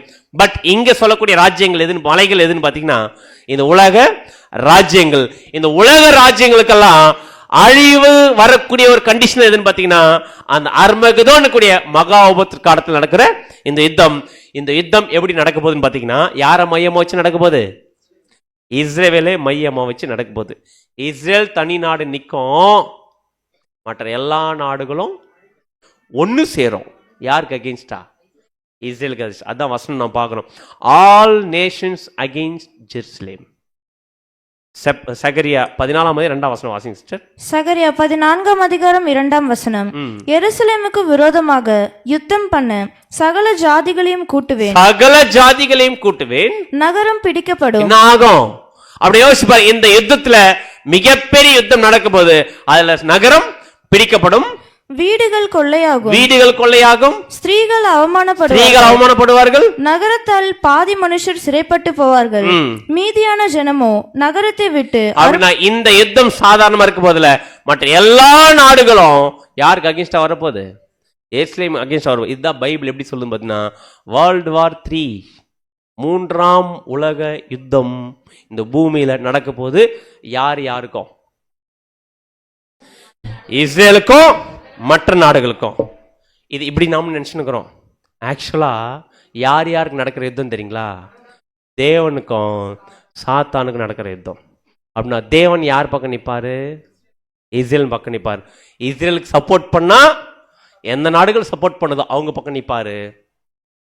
இஸ்ரேலுக்கு ஆப்போசிட் பண்ணா அவங்க யார் பக்கம் நிப்பாங்கன்னு பார்த்தீங்கன்னா சாத்தான் பக்கம் நிற்பாங்க. அவங்களுக்கு யார் எதிரின்னு பார்த்தீங்கன்னா தேவன் எதிரி. அப்படின்னா என்னுடைய கேள்வி, இந்தியா இங்க சப்போர்ட் பண்ணி நிற்க போதா, இங்க நிற்க போதா? இங்க தான் நிற்க போகுது. பட் இதெல்லாம் சேர்ந்து யாருக்கு அகேன்ஸ்ட் வரப்போகுது? அப்படின்னா கை வச்சா தேவன் விடுவாரா? விட மாட்டார். இந்த யுத்தத்துல லீடர் இருக்கணும்ல. யார் இந்த யுத்தத்தை மொத்த தேசத்தையும் லீட் பண்ணி இஸ்ரேலுக்கு ஆப்போசிட்டா திருப்பி போறது அப்படின்னு பாத்தீங்கன்னா வசனம் சொல்லுது, கோகன் மாகோக். யாருங்க இவங்க? கோகன் மாகோக். இவங்க தான் பெரிய லீடரா நிக்க போறாங்க. எல்லா தேசத்தையும் ஒன்னு சேர்த்து இஸ்ரேல் தேசத்துக்கு அகேன்ஸ்டா திருப்பக்கூடிய ஒரு மிகப்பெரிய வேலையை செய்யப்படுது பார்த்தீங்கன்னா கோகன் மாகோக். இதுதான் 3ஆம் உலக யுத்தத்தை பத்தின மாபெரும் தீர்க்க தரிசனம். இதுதான் இந்த உலகத்துக்கே ஒரு முடிவு கொண்டு வரக்கூடிய ஒரு யுத்தம். இது எங்க நடக்க போகுது? எந்த தீர்க்க தரிசனம் பார்த்தீங்கன்னா எசேக்கியேல் 38ஆம் அதிகாரத்தில் இதை பத்தி போட்டிருக்கு. என்ன ஆச்சரியம் பார்த்தீங்கன்னா ஃபர்ஸ்ட் ஒரு யுத்தம் நடக்குது இஸ்ரேல் தேசம் பேஸ் பண்ணி. அது எத்தனாவது சங்கீதம்? 83ஆம் சங்கீதம். அது அப்படியே திருப்பி போடுங்க. 38. இது எங்க நடக்க போகுதுன்னு பார்த்தீங்கன்னா எசேக்கியேல் 38 எதுன்னு பார்த்தீங்கன்னா அவுட்டர் ரிங், இன்னர் ரிங்கு சங்கீதம் 83, அவுட்டர் ரிங்கு எசேக்கியேல் 38. அப்படின்னா இன்னர் ரிங்ல வரக்கூடிய தேசங்கள் வரப்போறது இல்லை. ஏன்னா அது ஆல்ரெடி என்ன பண்ணிடுவாங்க, அவங்க அடி வாங்கி ஜெயித்து தோத்து போய் என்ன பண்ணணும் பார்த்தீங்கன்னா பின்னாடி போறவங்க, வெளியே போறவங்க. ஆனா இப்போ வரக்கூடிய 38ஆம் அதிகாரத்தில் வரக்கூடிய தேசங்கள் எதுன்னு பார்த்தீங்கன்னா கிட்ட இருக்கிற நாடுகள் இல்ல, அவுட்டர் ரிங், தூரத்தில் இருக்கிற நாடுகள். யாரை நோக்கி வரப்போகுதுன்னு பார்த்தீங்கன்னா இஸ்ரேல் நோக்கி வரப்போகுது. யாருங்க அது? கோகன் மாகோக் அப்படின்னு பார்த்தீங்கன்னா சகோதர சில பேர் சொன்னீங்க ரஷ்யா. ஸோ அது வசனம் வாசிக்கலாம் பாருங்க, அது யாரை அடையாளப்படுத்துது அப்படின்னு. எசேக்கியேல் 38ஆம் அதிகாரம் 2 மற்றும் 3. எசேக்கியேல் 38ஆம் அதிகாரம் வசனம் 2 முதல். மனுபுத்திரனே, மேஷேக் தூபால் ஜாதிகளின் தலைமையான அதிபதியாகிய மேஷேக் தூபால் ஜாதிகளின் தலைமையான அதிபதி மாகோகு தேசத்தானான கோகுக்கு எதிராக நீ உன் முகத்தை திருப்பு. அப்படின்னா மாகோகு தேசத்தானாகிய கோகுக்கு எதிராக என்ன பண்ண? உன் முகத்தை திருப்பு. அவனுக்கு விரோதமாக, யாருக்கு விரோதமாக? கோகுக்கு விரோதமாக தீர்க்கதரிசனம் உரை சொல்ல வேண்டியது என்னவென்றால், கர்த்தராகிய ஆண்டவர் உரைக்கிறார், மேஷேக் தூபால் ஜாதிகளின் அதிபதியாகிய கோகே, இதோ நான் உனக்கு விரோதமாக வருவேன். அப்படின்னா இவரு இந்த கோகு, மேஷேக் தூபாலினுடைய அதிபதியா இருக்கிற கோகு, இவங்களுக்கு அதிபதி யார் வரப்போறது? கோகு. இவர் யாருக்கு விரோதம் வரப்போறாரு? எருசலேமுக்கு விரோதமா வரப்போறாரு. ஆனா தேவன் சொல்றாரு, யாருக்கு விரோதமா நீ வர? எனக்கு விரோதமா. நான் யாருக்கு விரோதமா வரப்போறேன்? உனக்கு விரோதமா வரப்போறேன். அப்படின்னா இது வேற யாரும் இல்ல, நம்ம பார்த்திருக்கிறோம். கோக் பிரின்ஸ் ஆஃப் ரோஷ், மேஷேக் தூபால் வேற யாரும் இல்ல, பிரின்ஸ் ஆஃப் ரஷ்யா, மாஸ்கோ, தொபக்லஸ். அப்படின்னா இந்த ஒரு நாடுகள் தான் நம்ம பார்க்கிறோம். இந்த ரஷ்யா தான் யாருன்னு பார்த்தீங்கன்னா பிரின்ஸ் ஆஃப் ரஷ்யா யாருன்னு பார்த்தீங்கன்னா கோக். இந்த ஒரு ரஷ்யா லீடர் கேபிட்டல், அதாவது ஹெட்டா இருந்து அது கீழே சில நாடுகள் சேர்ந்து ஒன்று சேர்ந்து வரக்கூடிய ஒரு ப்ராசஸ் தான் எதுன்னு பார்த்தீங்கன்னா இந்த கோகன் மாகோக் வரக்கூடிய யுத்தம். இதில் யார் பிரதானமாக இருக்க லீட் பண்ண போகுதுன்னு பார்த்தீங்கன்னா ரஷ்யா தான் ஒரு மிகப்பெரிய லீடராக இருந்து பண்ண போகுது. அப்படின்னா இந்த ரஷ்யாவை தொடர்ந்து போட்டு யார் சண்டைக்கு வான்னு கூப்பிடுறது? யார் கூப்பிடுறது சண்டைக்கு அப்படின்னு பார்த்தீங்கன்னா தேவனே கூப்பிடுறாராமா. வசனம் வாசிக்கலாம் பாருங்க. எசேக்கியேல் 38ஆம் அதிகாரம் 4ஆம் வசனம். எசேக்கியேல் 38ஆம் அதிகாரம் 4ஆம் வசனம். நான் உன்னை திருப்பி உன் வாயில் துறடுகளை போட்டு உன்னையும் உன்னுடைய எல்லா சேனையையும் குதிரைகளையும் சர்வாயுதம் தரித்த குதிரை வீரர்களையும் பரிசையும் கேடகமும் உடைய திரளான கூட்டத்தையும் புறப்பட பண்ணுவேன். அவர்கள் எல்லாரும் பட்டயங்களை பிடித்திருப்பார்கள். அப்படிதான் இதுல தெளிவா புரியுது. என்ன சொல்றாரு பாத்தீங்கன்னா, நான் உன்னை என்ன பண்றேன்? திருப்பி உன் வாயில் தோட போட்டு என்ன பண்ற? இருக்கிற உன்னை மட்டும் இல்ல, உன்னோட எல்லா சேனையையும் குதிரையையும் சர்வாயுத தரித்த குதிரை வீரர்களையும் என்ன பண்றேன் நானு. அப்படின்னா இந்த கோக் யாரு? ரஷ்யா. இப்ப ரஷ்யா மட்டும் இல்ல, ரஷ்யாக்கு சப்போர்ட் பண்ணக்கூடிய எல்லா நாடுகளும் தொடர்ந்து போட்டு யாரே கூப்பிடுறாரு சண்டைக்கு? ஆண்டவரே கூப்பிடுறார். அப்படி வரக்கூடிய யுத்தம் தான் எதுன்னு பார்த்தீங்கன்னா வேர்ல்டு வார் 3. இந்த யுத்தத்தில் இப்போ யார் இருக்கிறாருங்க? புட்டின். சாதாரண ஆளா இவர்? யாரையும் மதிக்கிறதில்ல, யாரையும் மதிக்கிறதில்ல. உண்மையிலே இப்போ அட் ப்ரெசன்ட்ல பார்த்தா இவர் தான் சரியான ஆள் மாதிரி இருக்குது. கரெக்டா இல்லைங்களா? யாராச்சும் மதிக்கிறாரா இவர்? இல்லை. அதே நேரத்தில் இந்த நாடுகளோட யாரெல்லாம் ஜாயின் பண்ணியிருக்கிறாங்க? சைனா, இந்தியா, பிரிக்ஸ் நாடுகள் கேள்விப்பட்டிருக்கீங்களா? பிரேசில், ரஷ்யா, இந்தியா, சைனா, இந்த மாதிரி நாடுகள் ஒன்று சேர்றாங்க இல்லையா? இவங்களாம் யாருக்கு சப்போர்ட்டு? யார் தொடர்பு போட்டு இழுக்கிறது? தேவன். அப்படின்னா பிரிக்ஸ் நாடுகளை ஒன்று சேர்ந்திருக்காங்க பார்த்தீங்களா? இப்போ ரொம்ப ஸ்ட்ராங்கா தேவன் ஒன்று சேர்க்கிறாரு. யாருக்கு அகேன்ஸ்டா? திருப்பத்துக்கு, இஸ்ரேலுக்கு அகேன்ஸ்டா. இப்போ யாரெல்லாம் ஜாயின் பண்ணியிருக்கிறாங்க பார்த்தீங்கன்னா ரஷ்யாவோட யாரெல்லாம் இந்தியா, சைனா எல்லாம் இருக்குது, ரொம்ப ஸ்ட்ராங்காக போய் ஜாயினாக இருக்குது. அப்படின்னா கொஞ்சம் யோசிச்சு பார்க்கலாம். அமெரிக்காவுக்கும் அமெரிக்கன் கேபிட்டலிசத்துக்கும் ஈஸ்டர்ன் கம்யூனிஸ்டுக்கும், அதாவது சைனா இந்த கம்யூனிஸ்டுக்கும் என்ன பண்ணுறது ஆல்ரெடி சண்டை இருக்குது. அதே இவர் யாருன்னு பார்த்தீங்கன்னா சிரியனுடைய பிரைம் மினிஸ்டர். இவர் என்ன பண்ணுறாரு? யாரோட அலைன்ஸ் போட ஆரம்பிச்சிட்டாரு? புத்தினோட அலைன்ஸ் போட ஆரம்பிச்சாரு. கொஞ்சம் யோசிச்சு பார்க்கலாம், ஏன் இந்த புத்தின் நம்ம முக்கியமாக பார்க்கணும் பார்த்தீங்கன்னா, புட்டின் சாதாரண ஆள் இல்லை, மிகப்பெரிய ஒரு ரஷ்யா அப்படின்னக்கூடிய ஒரு மிகப்பெரிய ஒரு கண்ட்ரி என்ன பண்ணு பார்த்தீங்கன்னா சாதாரண பவர்ஃபுல்ல மிகப்பெரிய பவர்ஃபுல்லாக போயிட்டு இருக்குது. ஏன்னு நம்ம நல்லா தெரியும், இப்போ உக்ரைன் உள்ள இறங்கி என்ன பண்ணிட்டு இருக்கிறாங்க, இறங்கி அடிச்சுட்டு இருக்கிறாங்க. யாரும் என்ன பண்ண முடியல, கேள்வி கேட்க முடியல. ஆக்சுவலா இங்க ரஷ்யா உக்ரைனுடைய பார்டர்ல உள்ள போயிட்டு இறங்கி இவ்வளவு தூரம் அடிக்கிறாங்களே, யாராச்சும் கேள்வி கேட்க முடியுதுன்னு பார்த்தீங்கன்னா முடியல. அமெரிக்காவில் கூட என்ன பண்ண முடியல, ஒன்றுமே பேச முடியல. ஏன்னா எவ்வளோ கேட்குறார் உக்ரைன் பிரைம் மினிஸ்டர், போயிட்டு எவ்வளோ ரிக்வஸ்ட் பண்ணுறார், என்ன பண்ண முடியல, யாருமே ஸ்டாப் பண்ண முடியல. யார புட்டின்னு அப்படின்னு ரஷ்யாவுடைய ஒரு தாக்கம் மிடில் ஈஸ்ட்ல மிகப்பெரிய லெவல்ல பார்த்தீங்கன்னா அவருடைய ஆதிக்கம் அதிகமாயிட்டே போயிட்டு இருக்குது. இப்போ சண்டை எப்படி போயிட்டு இருக்கு தெரியுங்களா? ஆக்சுவலா ரஷ்யாவுக்கும் நேட்டோக்கும் மிகப்பெரிய சண்டை இப்போ போயிட்டு இருக்குது. கரெக்டா இல்லைங்களா? இப்போ ரஷ்யாவுக்கும் நேட்டோக்கு தான் இப்போ ஆப்போசிஷன். நேட்டோ அப்படின்னு நாடுகள் யாருன்னு பார்த்தீங்கன்னா, யாரெல்லாம் பார்த்தீங்கன்னா அமெரிக்காவுக்கு சப்போர்ட்டா இருக்கிற நாடுகள் நேட்டோ, ரஷ்யாவுக்கு சப்போர்ட்டா இருக்கிற நாடுகள் தனி. இப்போ நேட்டோ ஒன்று சேர்ந்து இருக்குது யாருக்கு அகேன்ஸ்டா? நமக்கு ஏதாச்சும் பிரச்சனை, ரஷ்யா மூலமா எதனா பிரச்சனை வந்துச்சு நம்ம என்ன பண்ணலாம், எல்லாரும் ஒன்று சேர்ந்து ரஷ்யா ஆப்போசிட் பண்ணலான்னு சொல்லிட்டு இருக்கிறாங்க. ஆக்சுவலா இந்த ஒரு நேட்டோனுடைய ட்ரூப்ஸும் அதே மாதிரி பார்த்தீங்கன்னா இந்த ரஷ்யாவோட ட்ரூப்ஸ் கணக்கு போனா, நேட்டோடைய எல்லா நாடுகளுடைய ட்ரூப்ஸ்னா எதுன்னு பார்த்தீங்கன்னா அவங்களுடைய மிலிட்ரி சப்போர்ட்ஸ் அது எல்லாமே கேதர் பண்ணி கணக்கு பார்த்தா 6800 தான் இருக்குது. ஆனால் ரஷ்யாவோட ட்ரூப்ஸ் கணக்கு பண்ணா 7000 இருக்குது.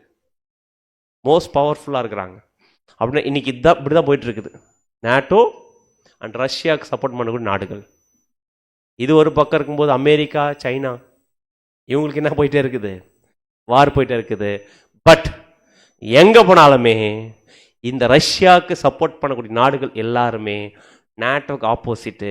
ஸோ நேட்டோக்கு ஆப்போசிட் பண்ணுறாங்கன்னா அது யாரையும் ஆப்போசிட் பண்ணுவான்னு பார்த்தீங்கன்னா இஸ்ரேலுக்கும் ஆப்போசிட்டாக பண்ண போகிறாங்க. இதில் மிகப்பெரிய 3ஆம் உலக யுத்தத்தில் மிகப்பெரிய ரோல் பிளே பண்ண போகுது என்பது ரஷ்யா. இப்போ ரஷ்யா பற்றி கொஞ்சம் யோசிச்சு பார்க்கலாம். கோக் சாதாரண விஷயம் இல்லை. கோக் இவருடைய தலைமையில் தான் எல்லா நாடுகளும் சில கூட என்ன பண்ண போகிறோம், ஒன்று சேரப்போகுது. அப்படின்னா இந்த ரஷ்யா அவங்க கண்டுபிடிச்சிருக்கிற அந்த ஒரு டெக்னாலஜினுடைய வெப்பன்ஸ், அது நியூக்ளியர் வெப்பன்ஸ் தான் இருக்கிறதுலே ரொம்ப பவர்ஃபுல். இப்போ புதுசாக ஒரு நியூக்ளியர் வெப்பன் என்ன பண்ண, அதிகமாக நியூக்ளியர் பாம்பு வச்சுன்னுக்கிறது யாருன்னு பார்த்தீங்கன்னா ரஷ்யா அதிகமாக வச்சுன்னுக்கிறது.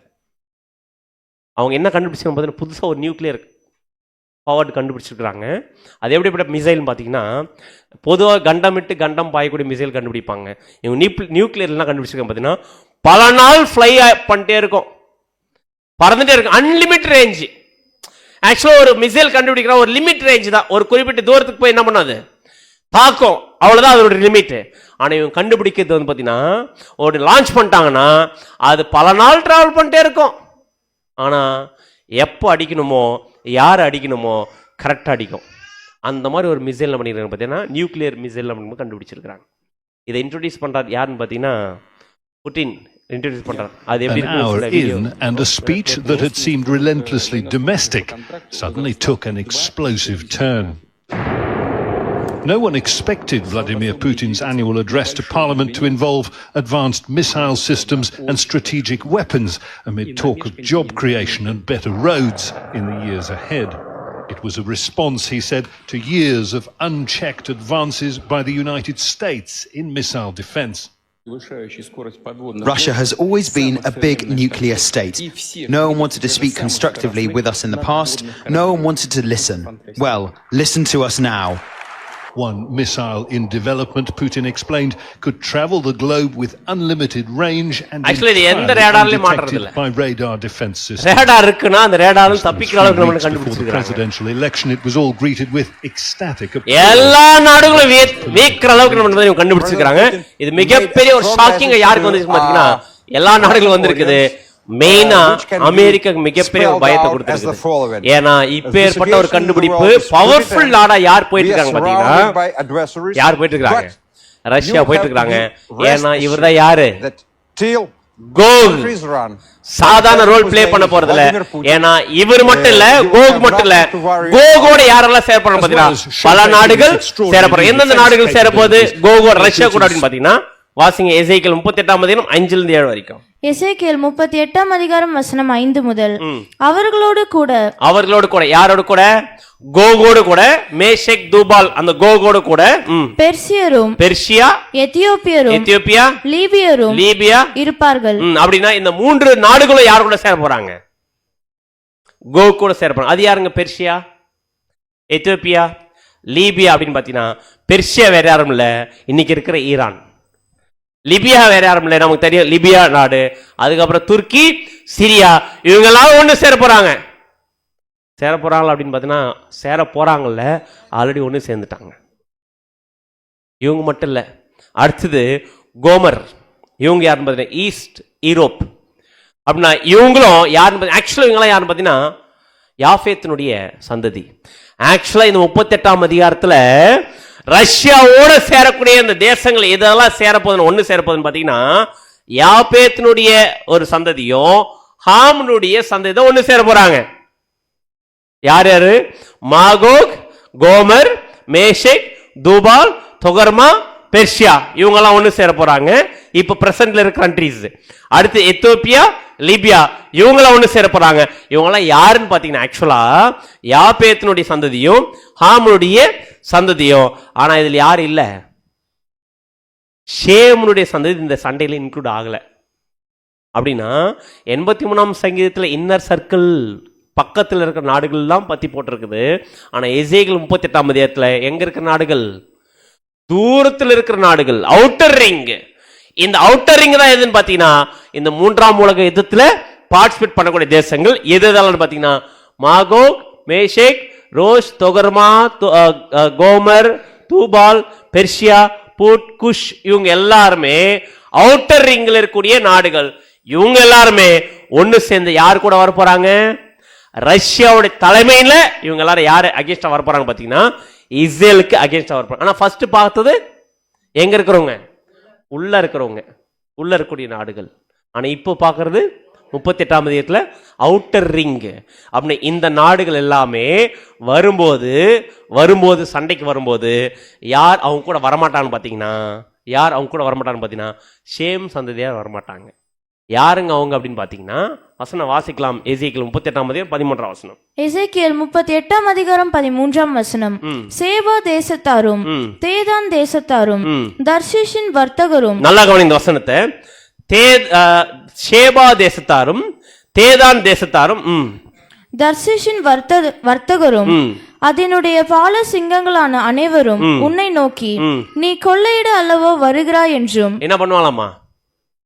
ஆக்சுவலா ரஷ்யா அவங்க சேர்ந்த நாடுகள் சண்டைக்கு வரும்போது, இஸ்ரேல் சண்டைக்கு வரும்போது இந்த நாடுகள் யார் யாரு? சேபா தேசத்தாரும் தேதான் தேசத்தாரும் தர்ஷீஷின் வர்த்தகரும் அதனுடைய பாலசிங்கங்களான அனைவரும் உன்னை நோக்கி நீ எதுக்கு வர? கொள்ளையிட அல்லவோ வருகிறாய் என்று நீ சூறையாடி வெள்ளியையும் பொன்னையும் ஆசியும் எடுத்துக்கொள்வதற்கு, ஆடுகளையும் மாடுகளையும் பிடித்துக் கொள்வதற்கு, மிகவும் கொள்ளையிடுறதுக்கு அல்லவோ உன்னிடத்தில் பண்ணியிருக்கிறேன். அப்படின்னா இவங்க என்ன ஆகணும்? அதுல இவங்க அந்த சண்டையில இவங்க கூட ஜாயின் ஆகல. ஆனா சண்டைக்கு வர்றவங்கள பார்த்தீங்கன்னா கேட்கறாங்க, நீ எதுக்கு வர? நல்லா தெரியும் நீ எதுக்கு தான் போற சண்டைக்கு. அங்க இருக்கிறது கொள்ளையடிக்கு தான் என்ன பண்ற போற. அப்படின்னா இந்த நாடுகள் இந்த சண்டையில என்ன பண்ணல? பார்ட்டிசிபேட் ஆகல. ஏன் பார்ட்டிசிபேட் ஆகல பாத்தீங்கன்னா இவங்க எல்லாருமே யாருக்கு சப்போர்ட் பண்ணக்கூடிய நாடுகள்? இஸ்ரேல் சப்போர்ட் பண்ணக்கூடிய நாடுகள். ஆனா இஸ்ரேல் கூட நின்று ஃபைட் பண்ண போறாங்க பாத்தீங்கன்னா ஃபைட் பண்ண மாட்டாங்க. ஏன்னா இவங்க அவங்க கூட சப்போர்ட் பண்ணுவாங்க, பட் ஃபைட் பண்ண மாட்டாங்க, தூரம் நிற்பாங்க. ஆனா இஸ்ரேல் கிட்ட அவங்க சண்டைக்கு வரதை பார்த்து என்ன மட்டும் தான் கேட்பாங்க? கேள்வி கட்டு தான் கேட்பாங்க. ஆனா இவங்களால என்ன பண்ண முடியாது? ஆப்போசிட்டா கோகுக்கு முன்னாடி நிற்கவும் முடியாது. ஆனா இஸ்ரேல் கூட நின்று சப்போர்ட் பண்ணி சண்டையும் போட முடியாது. ஆனா யுத்தத்துக்கு மட்டும் என்ன பண்ணல? பார்ட்டிசிபேட் பண்ணல. யார் இவங்கெல்லாம்?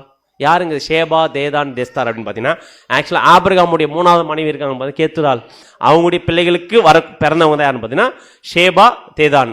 இவங்களை பத்தி வசனம் எங்க வாசிக்கலாம் பாத்தீங்கன்னா இவங்களை யாருன்றதை கண்டுபிடிக்கணும்னா ஏசாயா 21ஆம் அதிகாரம் 13ஆம் வசனம் வாசிக்கலாம் பாருங்க. ஏசாயா 21ஆம் அதிகாரம் 13ஆம் வசனம்.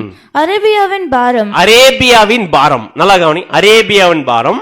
திதானியராகிய பயண கூட்டங்களே, நீங்கள் அரேபியாவின் காடுகளில் தங்குவீர்கள். அப்படின்னா இது யார பத்தி பேசும் பாத்தீங்கன்னா தேதான் தேஸ்தார் யாருன்னு பாத்தீங்கன்னா வேற யாரும் இல்ல, அரேபியாவின் பாரம் சொல்லிட்டு யார பத்தி பேசுறேன்னு பாத்தீங்கன்னா தேதான் தேஸ்தார் பத்தி பேசார். இவங்க வேற யாரும் இல்ல, Saudi Arabia. So Saudi Arabia இப்ப யாருக்கு சப்போர்ட் பண்ணுது? சவுதி அரேபியா இப்ப யாருக்கு சப்போர்ட் பண்ணுது? ஆக்சுவலி இஸ்ரேல் சப்போர்ட் பண்ணுது. அவங்க மட்டும் இல்ல, போருக்கு வரமாட்டாங்க, ஆனா என்ன பண்ணுவாங்க, தூரம் நின்று ஒதுங்கிப்பாங்க. ஆனா கூட என்ன பண்ண மாட்டாங்க, சேர மாட்டாங்க, ஆனா ஒதுங்கி நிறுத்துப்பாங்க. ஆனா இன்னொரு குரூப் யார், தர்ஷிஷின் வர்த்தகரும் அதனுடைய பாலசிங்கங்களும். அப்படின்னா யாருங்க தர்ஷிஷின் வர்த்தகரும் பாலசிங்கம் அப்படின்னு பாத்தீங்கன்னா, யார் அந்த பாலசிங்கத்தினுடைய ஒரு சின்னத்தை வச்சுன்னு பாத்தீங்கன்னா, யுனைடெட் கிங்டம், யூகே. எதெல்லாம் இன்க்ளூட் ஆகுது இல்ல அப்படின்னு பாத்தீங்கன்னா, இங்கிலாந்து, ஸ்காட்லாந்து, அதே நெதர்லாந்து, இது எல்லாமே யுனைடெட் கிங்டமோட ஒன்னு சேருங்க. ஆனா இவங்க யாருக்கிட்ட சண்டைக்கு வர மாட்டாங்க, இஸ்ரேல் சப்போர்ட் பண்ணுவாங்க, பட் சண்டைக்கு வர மாட்டாங்க. ஆனா யாரையும் ஆப்போசிட் பண்ண முடியாது, கோக்கு ஆப்போசிட் பண்ணது. இவங்க மட்டும் இல்ல, இவங்களும் என்ன பண்ண மாட்டாங்க, ரஷ்யாவுக்கு ஆப்போசிட் சண்டைக்கும் போட முடியாது, ஆனா இஸ்ரேல் கூட நின்று சண்டையில் நிற்கவும் முடியாது. இவங்க என்ன பண்ணிடுவாங்க அப்படின்னா, என்ன அர்த்தம்னு பார்த்தீங்கன்னா, இஸ்ரேலும் இதை சார்ந்திருக்கிற தேசங்களும் இஸ்ரேலை கைவிட்டுடுவார்கள். இப்ப எப்படி நிற்கும், இஸ்ரேல் தனியா நிற்கும். ஆனா யார் பெரிய சேனையோட வர்றது, யார் பெரிய சேனையா வருவாரு? இஸ்ரேலுக்கு விரோதமா ரஷ்யா சேர்ந்த தேசங்கள் சேர்ந்து ஒன்னா சண்டைக்கு வர போறாங்க. அப்படி வரும்போது யார் தனியா நிப்பாங்க மாட்டுவாங்கன்னு பாத்தீங்கன்னா, இஸ்ரேல் தேசம் தனியா மாட்டோம். அப்படி இந்த இஸ்ரேல் தேசம் இந்த மகா உபத்திரத்துல மாட்டோம் பாத்தீங்களா, இந்த ரஷ்யாவுடைய படையின் மூலமா. அப்படி வரக்கூடிய தேசம் எந்த கண்டிஷன்ல வந்த தேசம் அப்படின்னு பாத்தீங்கன்னா, வசனம் வாசிக்கலாம் பாருங்க. எசேக்கியேல் 38:8. எசேக்கியேல் 38:8. அநேக நாட்களுக்கு பிற்பாடு நீ விசாரிக்கப்படுவார், பட்டயத்துக்கு நீங்களாகி பற்பல ஜனங்களில் இருந்து சேர்த்து கொள்ளப்பட்டு வந்தவர்களின் தேசத்தில் கடைசி வருஷங்களிலே வருவாய். நெடுநாள் பாழாய் கிடந்து பிற்பாடு ஜாதிகளில் இருந்து கொண்டு வரப்பட்டவர்கள் எல்லாரும் சுகத்தோടെ குடியிருக்கும் இஸ்ரேலின் மலைகளுக்கு விரோதமாய் வருவாய். அவர்கள் எல்லாரும் அஞ்சாமல் குடியிருக்கும் போது. நல்லா கவனிங்க இந்த வசனத்தை. கோக் எப்போ வருவாராமா, ரஷ்யா இந்த படையை கூட்டிட்டு எப்போ வருவாராமா, அநேக நாட்களுக்கு பிற்பாடு நீ விசாரிக்கப்படுவாய், பட்டயத்துக்கு நீங்களாக்கி பற்பல ஜாதியிலிருந்து சேர்த்து கொள்ளப்பட்டு வந்தவர்களின் தேசத்தில் கடைசி வருஷத்தில் என்ன பண்ணுவ அப்படின்னா, பட்டயத்துக்கு நீங்களாக்கி பற்பல ஜனங்களின் சேர்க்கப்பட்ட வந்த தேசத்துக்கு விரோதம். அப்படின்னு அர்த்தம், இந்த இஸ்ரேல் ஜனங்கள் சிதறடிக்கப்பட்டு போயிட்டாங்க இல்லையா, சிதறடிக்கப்பட்ட இந்த இஸ்ரேல் ஜனங்கள் பின்னாடி கூட்டி சேர்க்கப்பட்ட பிற்பாடு என்ன பண்ணுவ நீ வருவ. அதே நேரத்துல பிற்பாடு ஜாதிகள் கொண்டு வரப்படுவார்கள், எல்லாரும் சுகத்தோட குடியிருக்கும் இஸ்ரேல் மலைகளுக்கு விரோதம் என்ன பண்ணுவ வருவாய். அப்படின்னா என்ன சொல்லுவாருன்னு பாத்தீங்கன்னா, பட்டயத்துக்கு நீங்களாக்கப்பட்ட தேசம்னா எந்த பட்டயம் அப்படின்னு பாத்தீங்கன்னா, ஆக்சுவலா இங்கிலீஷ்ல எப்படி பாத்தீங்கன்னா, ரெக்கார்ட் ஃப்ரம் வார் அப்படின்னு அர்த்தம். யுத்தத்திலிருந்து மீண்டு வந்த தேசத்துக்கு விரோதம் என்ன பண்ண போற நீ போப்பார். அப்படின்னா கோகு வரும்போது இஸ்ரேல் தேசம் எந்த யுத்தத்திலிருந்து மீண்டு வந்தது இருக்கும், நல்லா யோசிச்சு சொல்லுங்க. கோகு வரும்போது தேவன் எப்படி சொல்றாரு பாத்தீங்கன்னா, இந்த தேசத்துக்கு நீ விரோதம் பண்ணி போற இல்லையா, அந்த தேசம் எப்படிப்பட்ட தேசம் பாத்தீங்கன்னா, யுத்தத்திலிருந்து மீண்டு வந்த தேசம். அந்த தேசத்துக்கு விரோதமா நீ என்ன பண்ற போற. அப்படின்னு எந்த யுத்தத்துக்கு அப்புறமா மீண்டு வந்த தேசம் அது, எந்த யுத்தம்? Very good. 83ஆம் சங்கீதம் சண்டை போயிட்டு இருக்கு பாத்தீங்களா இப்ப அட் பிரசன்ட்ல. இதுல இருந்து ஜெயிச்சு சுத்தி இருக்கிற இன்னர் சர்க்கிள் இருக்க தேசங்கள் எல்லாமே ஜெயிச்சுட்டு இந்த தேசங்கள் இன்னும் இருக்கும். அப்புறமா தான் யார் வர்றது, கோகு வரும். அப்ப எப்படி இருக்குமாமா, இந்த யுத்தத்துல எல்லாம் மற்ற தேசங்கள் எல்லாம் தோத்துட்டு, இன்னர் சர்க்கிள் இருக்க தேசம் தோத்துட்டு, இவங்க அதுல ஜெயிச்சு வந்து நிப்பாங்க பாத்தீங்க இஸ்ரேல் ஜனங்கள். அதுக்கு பிற்பாடு யாரு வர்றது, ரஷ்யாவுடைய படைகள் படையெடுத்து வரப்போகுது. அப்படி வரும்போது அந்த டைம்ல எப்படி இருக்கும் இஸ்ரேல் தேசம் இந்த யுத்தத்துக்கு மீண்டு வந்ததுக்கு அப்புறம் பாத்தீங்கன்னா, வசனம் வாசிக்கலாம். 10ஆம் வசனம் 11ஆம் வசனம். 10ஆம் வசனம் முதல். கர்த்தராகிய ஆண்டவர் சொல்லுகிறது என்னவென்றால், அந்நாளிலே பாழாய் கிடந்து திரும்ப குடியேற்றப்பட்ட ஸ்தலங்களுக்கு விரோதமாகவும் ஜாதிகளிடத்திலிருந்து சேர்க்கப்பட்டதும் ஆடுகளையும் மாடுகளையும் ஆஸ்திகளையும் சம்பாதித்து தேசத்தின் நடுவில் குடியிருக்கிறதுமான ஜனத்துக்கு விரோதமாகவும் நீ உன் கையை திரும்பும்படிக்கு உன் இருதயத்தில் யோசனைகள் எழும்ப நீ பொல்லாத நினைவை நினைத்து. அப்படின்னா இங்க தெளிவா அடுத்து சொல்றார். க்ளூ என்ன கொடுக்கணும் பாத்தீங்கன்னா, கர்த்தராகிய ஆண்டவர் சொல்லுகிறார் என்னவென்றால், அந்நாளிலே பாழாய் கிடந்து இருந்துச்சா, பாழாய் கிடந்து திரும்ப குடியேற்றப்பட்ட ஸ்தானங்களுக்கு விரோதமாக என்ன பண்ணுவ, ஜாதிகளிடத்தில் சேர்க்கப்படுவாய். அவங்க எப்படி இருப்பாங்களாமா, ஆடுகளையும் மாடுகளையும் ஆஸ்தியும் சம்பாதித்து தேச நடுவில் என்ன பண்ணுவேன், குடியிருப்ப. அப்படின்னா என்ன பண்ண போறாங்க பார்த்தீங்கன்னா, ஆடு மாடுனா லிட்டரல் ஆடு மாடு இல்லை, நல்லா வெல்ட்ரு என்ன பண்ண போறாங்க, சண்டையிலிருந்து வெளியே வந்து நல்ல செட்டில் ஆகி நல்லா என்ன பண்ண போறாங்க, ஆஸ்திகள் மாடுகள் எல்லாமே என்ன பண்ண போறாங்க, சம்பாரிச்சு வச்சிருக்க கண்டிஷன். அதே நேரத்தில் இந்த யுத்தம் முடிஞ்சதுக்கு அப்புறமா என்ன கண்டிஷன் மாறப்போகுதுன்னு பார்த்தீங்கன்னா, எந்த யுத்தம் நான் இப்போ பேசினுக்கிறது, இன்னர் சர்க்கிள். இந்த யுத்தம் முடிஞ்சதுக்கு அப்புறமா எப்படி இருக்க போகுதுன்னு பாத்தீங்கன்னா, அதுல 12ஆம் வசனம், நான் கொள்ளையிடவும் சூறையாடவும் மதில்கள் இல்லாமல் கிடக்கிற கிராமங்கள் உள்ள தேசத்துக்கு விரோதமாய் போவேன். எப்படி இருக்குமாமா அந்த தேசம், மதில்கள் இல்லாமல் கிடக்கிற கிராமங்கள் உள்ள தேசத்துக்கு விரோதமாய் போவேன். அப்படின்னா என்ன கண்டிஷன், இங்கிலீஷ்ல அழகா சொல், அன்வால்ட் வில்லேஜ். அன்வால்டு வில்லேஜ்னா ஃபென்சிங் இல்லாம. அப்படின்னா ஆக்சுவலா இந்த தேசத்தை பத்தி சொல்லும் போது கோக் இந்த தேசத்துக்கு ஆப்போசிட் வரும்போது ஃபர்ஸ்ட் என்ன கண்டிஷன் சொல்லிட்டாரு பாத்தீங்கன்னா, யுத்தத்திலிருந்து மீண்டு வந்த, எந்த யுத்தத்திலிருந்து, 83ஆம் சங்கீதத்திலிருந்து யுத்தத்தில் மீண்டு வந்த தேசம். அதே நேரத்தில் ஆஸ்திகளும் ஆடுகளும் மாடுகளும் ஆஸ்திகளும் அப்படின்னா அவங்களுடைய எல்லா டெக்னாலஜி எல்லா வளர்ச்சி நல்ல வெல்டுடன் பண்ணிருப்பாங்க, வளர்ந்துருப்பாங்க. அதே நேரத்தில் எப்படியாப்பட்ட தேசமா இருக்குமா, அன்வால்ட் வில்லேஜஸ் அப்படின்னு அர்த்தம், மதிலே இருக்காதாமா. அப்படின்னு அர்த்தம் பார்த்தீங்கன்னா ஆக்சுவலா வித்தவுட் வால், வித்தவுட் கேட்ஸ், வித்தவுட் பார்ஸ் அப்படின்னு அர்த்தம். ஆக்சுவலா எப்போ கேட் தேவை, பாதுகாப்பு தேவைப்படும் போது கேட் தேவை. அப்படின்னா ஏன் இந்த கண்டிஷன் மாறப்போகுது இஸ்ரேல் தேசம் அப்படின்னு பார்த்தீங்கன்னா, இவங்களை சுற்றி இருக்கிற நாடுகளெல்லாம் இவங்க என்ன பண்ணிட்டாங்க, இவங்களுடைய எதிரிகள் என்ன பண்ணிட்டாங்க, ஜெயிச்சிட்டாங்க. 83ஆம் சங்கீதத்தில் கரெக்டா, 83ஆம் சங்கீதத்தில் வரக்கூடிய யுத்தத்தில் இவங்க ஜெயிச்சிடறாங்க. ஜெயிச்சதுனால இவங்களுக்கு எதிரிகள்ன்றது என்ன பண்ணல அப்போ இல்ல. அதனால எப்படி இருக்கிறாங்க, ஃப்ரீயா இருக்கிறாங்க. இதுக்கப்புறம் யாரும் நம்மள என்ன பண்ண முடியாது, அட்டாக் பண்ண ஒண்ணும் பண்ண முடியாது. நம்ம என்ன கண்டிஷன் வந்துட்டோம், ஜெயிச்சிட்டோம், யாரும் நம்ம மேல கை வைக்க முடியாதுன்ற கண்டிஷன் என்ன பண்ண போறாங்க, இருக்க போறாங்க. அந்த டைம்ல தான் யார் வர போறது, கோகு வர போறது. ஆனா அந்த டைம்ல யார் கூட நிக்க மாட்டாங்க,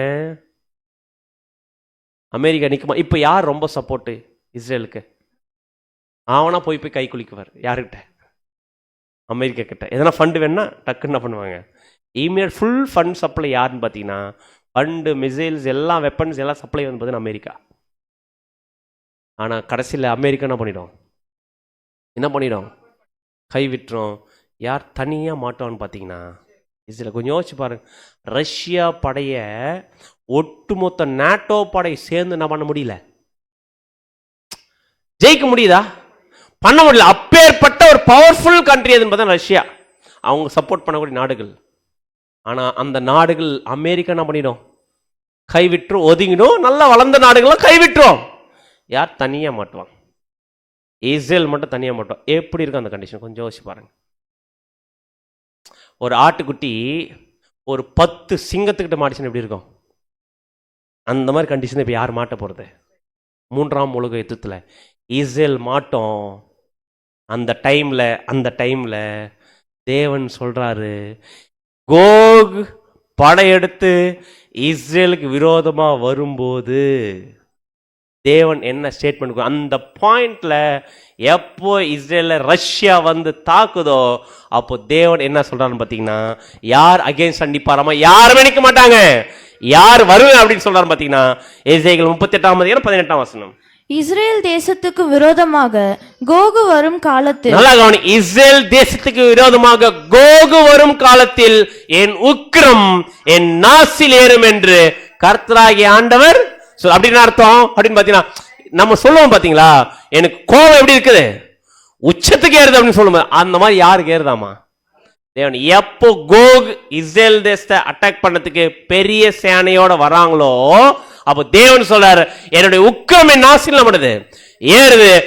இப்ப இறங்கி அடிக்கிறேன் யார, ஒட்டுமொத்த கோகு கூட இருக்கிற எல்லா சேனைகளும் எல்லா தேசங்களையும் நான் ஃபைட் பண்றேன்.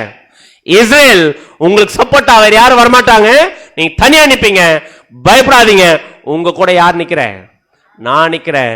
அதான் சொல்றாரு, வசனத்துல நம்ம வாசிக்கிறோம், then the Lord will go out and fight against those nations. அப்படின்னா தேவன் யுத்த நாளில் போராடுவது போல அந்த ஜாதிகளுக்கு விரோதமா என்ன பண்ண போறாரு? போராட போறாரு. யாருக்கு பக்கமா நின்னு? இப்ப யாரெல்லாம் வர போறாங்க கோகோட சேர்ந்து? எல்லா நாடுகளும், யாரும் கூட, அது ஞாபகம் வச்சுங்க.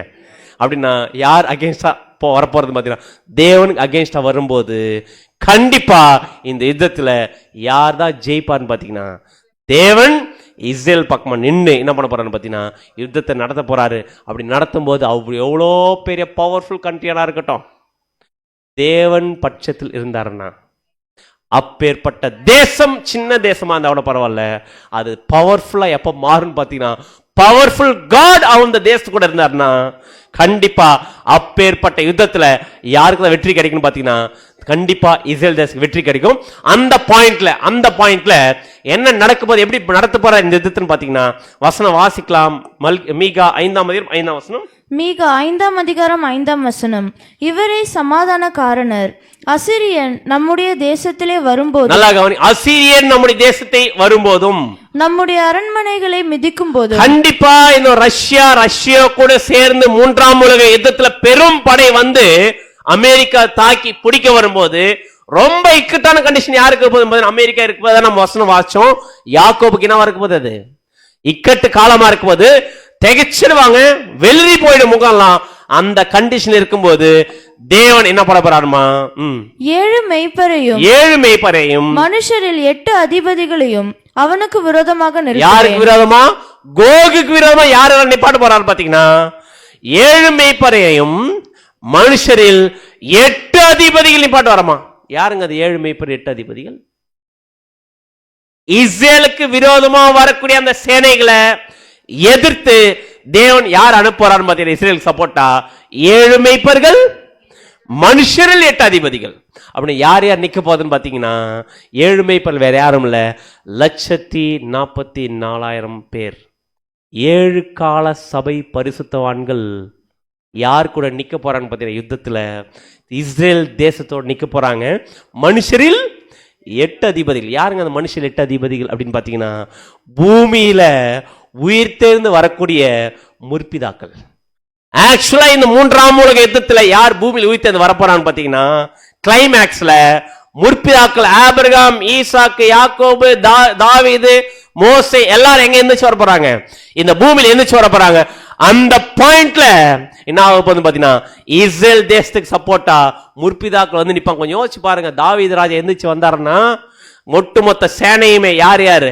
ரஷ்யா எவ்வளவு பெரிய படைகள் வருது எதை அட்டாக் பண்றதுக்கு? ஜெருசலேமை அழிக்கிறதுக்கு. டேவிட்க்கு எப்படி இருக்கும்?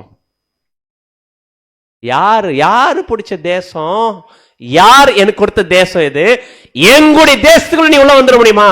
ஆபிரகாம் வருவார்ல, அவருக்கு எப்படி இருக்கும்? யாருக்கு பிராமிஸ் பண்ண லேண்டுங்க அது? யாருக்கு பிராமிஸ் பண்ண லேண்ட்? தேவன் கிட்ட நான் பிராமிஸ் பண்ணி வாங்கின லேண்ட் இது. இதற்காக எதை விட்டு வந்தேன்? நான் என்னுடைய சொந்த தேசத்தை விட்டுட்டு வந்தேன். இந்த இடத்துல எனக்கு பிராமிஸ் பண்ண மாதிரி வாக்குத்தத்தின் பிள்ளை ஈசாக்கு என்ன பண்ணாரு? அப்பேற்பட்ட பிராமிஸ் லேண்ட் எங்களுக்கு கொடுத்தார். இந்த இடத்துல உங்களுக்கு கை வைக்கிறதுனா இல்ல ரைட்ஸ்ல. அப்படின்னா முற்பிதாக்கள் எல்லாரும் ஒண்ணு சேர போறாங்க. யாருக்கு அகேன்ஸ்டான்னு பாத்தீங்கன்னா கோகுக்கு அகேன்ஸ்டா. மேல யார் நிக்க போறதுன்னு பாத்தீங்கன்னா யார் நிக்க போறது? தேவன் கூட யார் நிக்க போறது? 1,44,000 பேர் நம்ம நிக்க போறோம். அதான் நம்ம வசனம். இந்த பூமியில முற்பிதாக்கள் எப்படி வருவாங்கன்னு பாத்தீங்கன்னா வசனம் வாசிக்கலாம். சகரியா 12ஆம் அதிகாரம் 8 to 10 வரைக்கும். சகரியா 12ஆம் அதிகாரம் வசனம் 8 முதல். அந்நாளிலே கர்த்தர் எருசலேமின் குடிகளை காப்பாற்றுவார். அவர்களில் தள்ளாடினவன் அந்நாளிலே தாவீதை போல இருப்பான். தள்ளாடினவன் எப்படி இருக்க போறாருங்க? தாவீதை போல இருப்பான். தாவீது குடும்பத்தார் அவர்களுக்கு முன்பாக தேவனை போலும் கர்த்தருடைய தூதனை போலும் இருப்பார்கள். அப்படின்னா அந்த டைம்ல யுத்தத்துல தாவீதின் வம்சத்தார் எப்படி நிப்பாங்க? இஸ்ரேல் ஜனங்க எப்படி நிப்பாங்க பாத்தீங்கன்னா ஒரு மிகப்பெரிய ஒரு நல்ல பவர்ஃபுல் மாதிரி நிப்பாங்க. ஏன்னா கூட சப்போர்ட் யார் நிப்பாங்க? முற்பிதாக்கள், மேல சபை, கூட கிறிஸ்து நிக்க போறாங்க. மேல பிதாவாகிய தேவனுடைய அண்டர்ல இது நடக்க போகுது. அப்படி தொடர்ந்து வாசிங்க 10ஆம் வசனம். அந்நாளிலே எருசலேமுக்கு விரோதமாய் வருகிற எல்லா ஜாதிகளையும் அழிக்க பார்ப்பேன். நான் தாவீது குடும்பத்தாரின் மேலும் எருசலேம் குடிகளின் மேலும் கிருபையின் ஆவியையும் விண்ணப்பங்களின் ஆவியையும் ஊற்றுவேன். அப்பொழுது அவர்கள் தாங்கள் குத்தின என்னை நோக்கி அப்படின்னா பார்த்து இந்த டைம்ல எல்லா இஸ்ரேல் ஜனங்களுக்கும் மிகப்பெரிய சப்போர்ட்டா அங்க இருக்க போது. அதான் வசனம் வாசிக்கணும். சகரியா 14 வசனம்.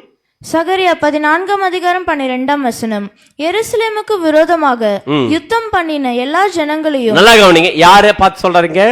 எருசலேமுக்கு ஆப்போசிட் வராங்க பாத்தீங்களா நாடுகள். அந்த நாடுகளை பார்த்து சொல்றாரு, எருசலேம் விரோதமாக யுத்தம் பண்ண எல்லா ஜாதிகளும் கர்த்தர் வாதிக்கும் வாதையாவது. அப்படின்னா ஆப்போசிட்டா வரக்கூடிய நாடுகளுக்கு என்ன கொடுக்க போறாரு? மிகப்பெரிய ஒரு வாதை. எப்படி இருக்குமாம் அந்த வாதை? அவர்கள் காலூன்றி நிற்கையிலும் அவர்களுடைய சதை அழிந்து போகும் அப்படின்னு அர்த்தங்க. அவன் காலூன்றி நின்னாங்கன்னா அவன் சதை என்ன ஆயிடுமாமா அப்படின்னு அர்த்தம். லிட்டரலா அழிய போதா அப்படின்னு பாத்தீங்கன்னா இல்ல, அவங்க பவர்ஃபுல்லா எடுத்து ஸ்டெப் எடுப்பாங்க இந்த தேசம் அழிக்கிறதுக்கு. ஆனா யாருக்குதான் டேஞ்சர், யாருக்குதான் பாதிப்பு அதிகமானு பாத்தீங்கன்னா அவங்களுக்கு தான் பாதிப்பு அதிகமாகும். அது யாரு பண்ண போறது? தேவன் பண்ண போற. எப்படி பண்ண போறாரமா? அவர்கள் கண்கள் தங்கள் குழிகளிலே கெட்டு போகும், அவர்கள் நாவு அவர்கள் வாயிலே அழியும். இவங்க என்னதான் பவர்ஃபுல்லா தேவனுடைய ஜனங்களுக்கு விரோதம் பண்ணாங்கன்னா இஸ்ரேல் பண்ணும்போது டேமேஜ் யாருக்கு தான் வரப்போகுது? யாருக்கு தான் அழிவு வரப்போகுது பாத்தீங்கன்னா அந்த தேசத்துக்கு என்ன பண்ண போகுது? அழிவு வரப்போகுது. இந்த இடத்துல தேவன் ஒண்ணு கூட்டி சேர்த்து தனித்தனி தேசத்தை அட்டாக் பண்ண முடியாது. தேவன் என்ன பண்றாரு பாத்தீங்கன்னா ஒன்னா சேர்க்கிறார், ஈஸி பண்றாரு. எதை? அவருடைய ப்ராஜெக்ட் ஈஸி பண்றாரு. எப்படி ப்ராஜெக்ட் ஈஸி பண்ண பாத்தீங்கன்னா கோக இழுக்கும் போதே எல்லாரும் ஒன்னு சேர்த்து அடிக்கிறதுக்கு, சிம்பிளா ஒன்னா சேர்த்து அடிக்கிறதுக்காக தேவன் ஒன்னு சேர்க்கிறார். அப்படி ஒன்னு சேர்த்து மற்ற தேசங்களை அழிக்கிறதுக்கு தான் 3ஆம் உலக யுத்தம். இந்த யுத்தத்தில் என்ன நடக்க போகுதுன்னு பாத்தீங்கன்னா வசனம் வாசிக்கலாம் பாருங்க. 12 சகரியா 12 அந்நாளிலே நான் குதிரைகளுக்கு எல்லாம் திகைப்பையும். அந்நாளிலே நான் என்ன பண்ணுவேன் அப்படின்னு அர்த்தம். அப்போ வந்து சண்டை குதிரை எல்லாம் எடுத்துன்னு வருவாங்களா? குதிரைகளுக்கெல்லாம் திகைப்புன்னு அர்த்தம். குதிரை அப்ப எதுவா யூஸ் பண்ணாங்க? போர்ல ஒரு வெப்பனா யூஸ் பண்ணாங்க. கரெக்டா? அப்படின்னா அங்க குதிரைக்கு திகைப்பு உண்டாக்கிட்டா என்ன பண்ண முடியாது? அந்த யுத்தத்துல சரியா செயல்பட முடியாது. அந்த மாதிரி இப்போ நாடுகள் எதை யூஸ் பண்றாங்க பாத்தீங்கன்னா குதிரை மாதிரி வெப்பன்ஸ். உதாரணத்துக்கு நியூக்ளியர் வெப்பன்ஸ் வச்சுக்கலாம். இந்த நியூக்ளியர் வெப்பன்ஸ இப்ப யூஸ் பண்ணா தேவன் என்ன பண்ண வராமா? இப்ப எல்லாமே டெக்னாலஜி தானே. ஃபார் எக்ஸாம்பிள் ஜஸ்ட் புரிஞ்சுதுக்காக சொல்றேன். இப்ப எல்லாமே டெக்னாலஜி தானே. இப்போ ரஷ்யா நியூக்ளியர் வெப்பனை போடுறதுக்கு அமெரிக்கா மேல போடுறது ஒரு பட்டன் எடுத்துன்னு வச்சுக்கோங்க. தேவன் என்ன பண்ணுவார் தெரியுங்களா? உதாரணத்துக்கு சொல்றேன் பாரு, டெக்னாலஜி வைரஸ் அட்டாக் ஆயிடுச்சுன்னு வச்சுக்கோங்க, அது அமெரிக்கா மேல இஸ்ரேல் மேல போய் விழாது, நேரம் எங்க வந்து விழும்? இந்தியா மேல விழுதுன்னு வந்துங்க வச்சுக்கோங்க. இப்ப என்ன பண்ண இந்தியா? ஏன்பா என் மேல போடுற, நீ என் மேல போடுற, இதை நான் போடுறேன். இவங்க என்ன பண்ணுவாங்க அப்படின்னா, ஃபார் எக்ஸாம்பிள் ஒரு மிகப்பெரிய ஒரு டெக்னாலஜி கொலாப்ஸ் நடந்துச்சுன்னா எப்படி இருக்கும்? ஆக்சுவலா தேவன் பண்ண முடியாதுங்களா? இது மாதிரி நடத்தி இருக்கிறார பழைய ஏற்பாட்டுல எப்படி பண்ணியிருக்கிறாருங்க? பாபேல் கோபுரம் இல்ல, ஆக்சுவலா இதே மாதிரி ஒரு பள்ளத்தாக்குல கிதியோன் யுத்தத்துக்கு போகும்போது ஒண்ணுமே பண்ணல. கிதியோன் என்னதான் பண்ணார்? எக்கால ஓதுனாரு, பானையை உடைச்சாரு, தீ வெடி, அவ்வளவு முடிச்சாங்க. யாருக்கு யாரு அடிச்சுக்கிண்டு? அவங்களுக்கு அடிச்சுக்கினாங்க. எப்படி? எந்திரிச்சு பார்த்தா யாரு வந்துட்டாங்க? சேனை உள்ள வந்துச்சுன்னு அவங்க ஆளுங்களே அவங்கள என்ன பண்ண அடிச்சு செத்து என்ன பண்ண பார்த்தீங்கன்னா மிகப்பெரிய வெற்றி தேவன் கொடுத்தாரா இல்லையா? அந்த மாதிரி தேவன் என்ன பண்ண போறான்னு பார்த்தீங்கன்னா மிகப்பெரிய ஒரு திகைப்பை இந்த என்ன பண்ண போறா கொடுக்க போறார். அப்படியே வாசிங்க. அவைகளின் மேல் ஏறி இருக்கிறவர்களுக்கு எல்லாம் புத்தி மயக்கத்தையும் வரப்பண்ணி யூதா வம்சத்தின் மேல் என் கண்களை திறந்து வைத்து ஜனங்களுடைய எல்லா குதிரைகளுக்கும் குருட்டாட்டத்தை உண்டு பண்ணுவேன் என்று கர்த்தர் சொல்லுகிறார். அப்படின்னா மிகப்பெரிய இந்த 3ஆம் உலகத்துல மிகப்பெரிய பார்ட் யாரோட கையில் இருக்கும் பாத்தீங்கன்னா தேவன் கையில் இருக்க போது. அது என்னதான் பவர்ஃபுல் கண்ட்ரியா இருந்தா கூட அது மிகப்பெரிய தோல்வி என்ன பண்ண போகுது பார்க்க போகுது. அப்படின்னா இந்த 3ஆம் உலக யுத்தம் இந்த பூமியில் நடந்தா எப்படி இருக்கும்? நம்ம இருப்போமா அப்போ? ஆக்சுவலா இந்த காத்து விடுறதே எப்பதான்? லட்சத்து நம்ம செலக்ஷன் முடிஞ்சதுக்கு அப்பதான். அப்படின்னா எங்க இருந்து பார்க்கணும் இந்த 3ஆம் உலக யுத்தத்தை? மேல நம்ம தான் நடத்த போறோம், அங்க இருக்கணும் தவிர எங்க இருந்துடக்கூடாது. ஒருவேளை இங்க இருக்கிறோம் நடக்குது என்ன தெரிஞ்சுக்கலாம்? சபை முடிஞ்சு நம்ம என்ன பண்ணிட்டோம்? சபை வாய்ப்பு என்ன பண்ணிட்டோம்? மிஸ் பண்ணிட்டோம். அப்படின்றத என்ன பண்ணிக்கலாம்? அப்போ பாட்டு பாட வேண்டியதுதான். என்ன பாட்டு பாடினாங்க பார்த்தீங்களா? ஒருத்தர் ஒரு குரூப், என்ன குரூப்? அறுப்பு காலம் சென்றது, மறந்துட்டீங்களா? கோடை காலம் முடிஞ்சது, நாமோ ரட்சிக்கப்படல. யார் பாடுற பாட்டுக்குது? திரள் கூட்ட வகுப்பார்.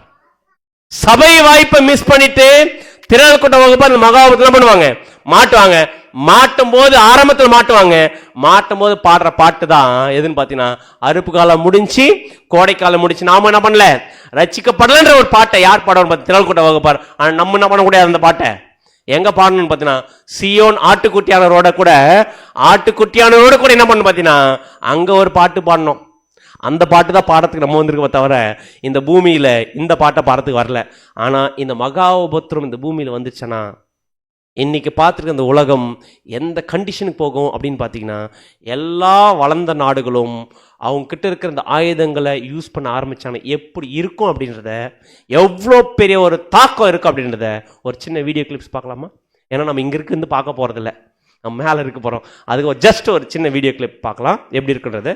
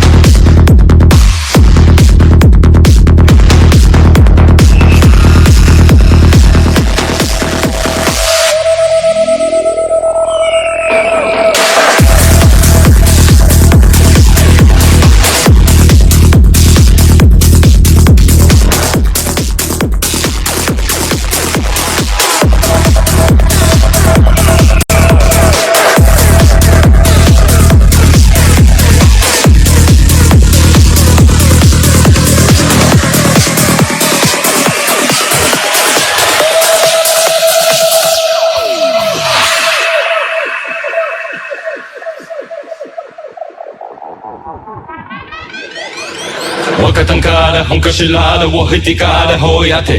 Nage tankare, tankashilade, hakisitade, hoyate. We are wakana, nehipi, we are nakasejina, hoyate.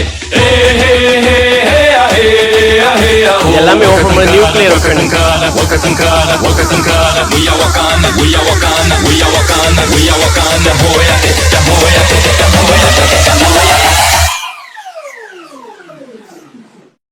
Hey, hey, hey, hey, hey.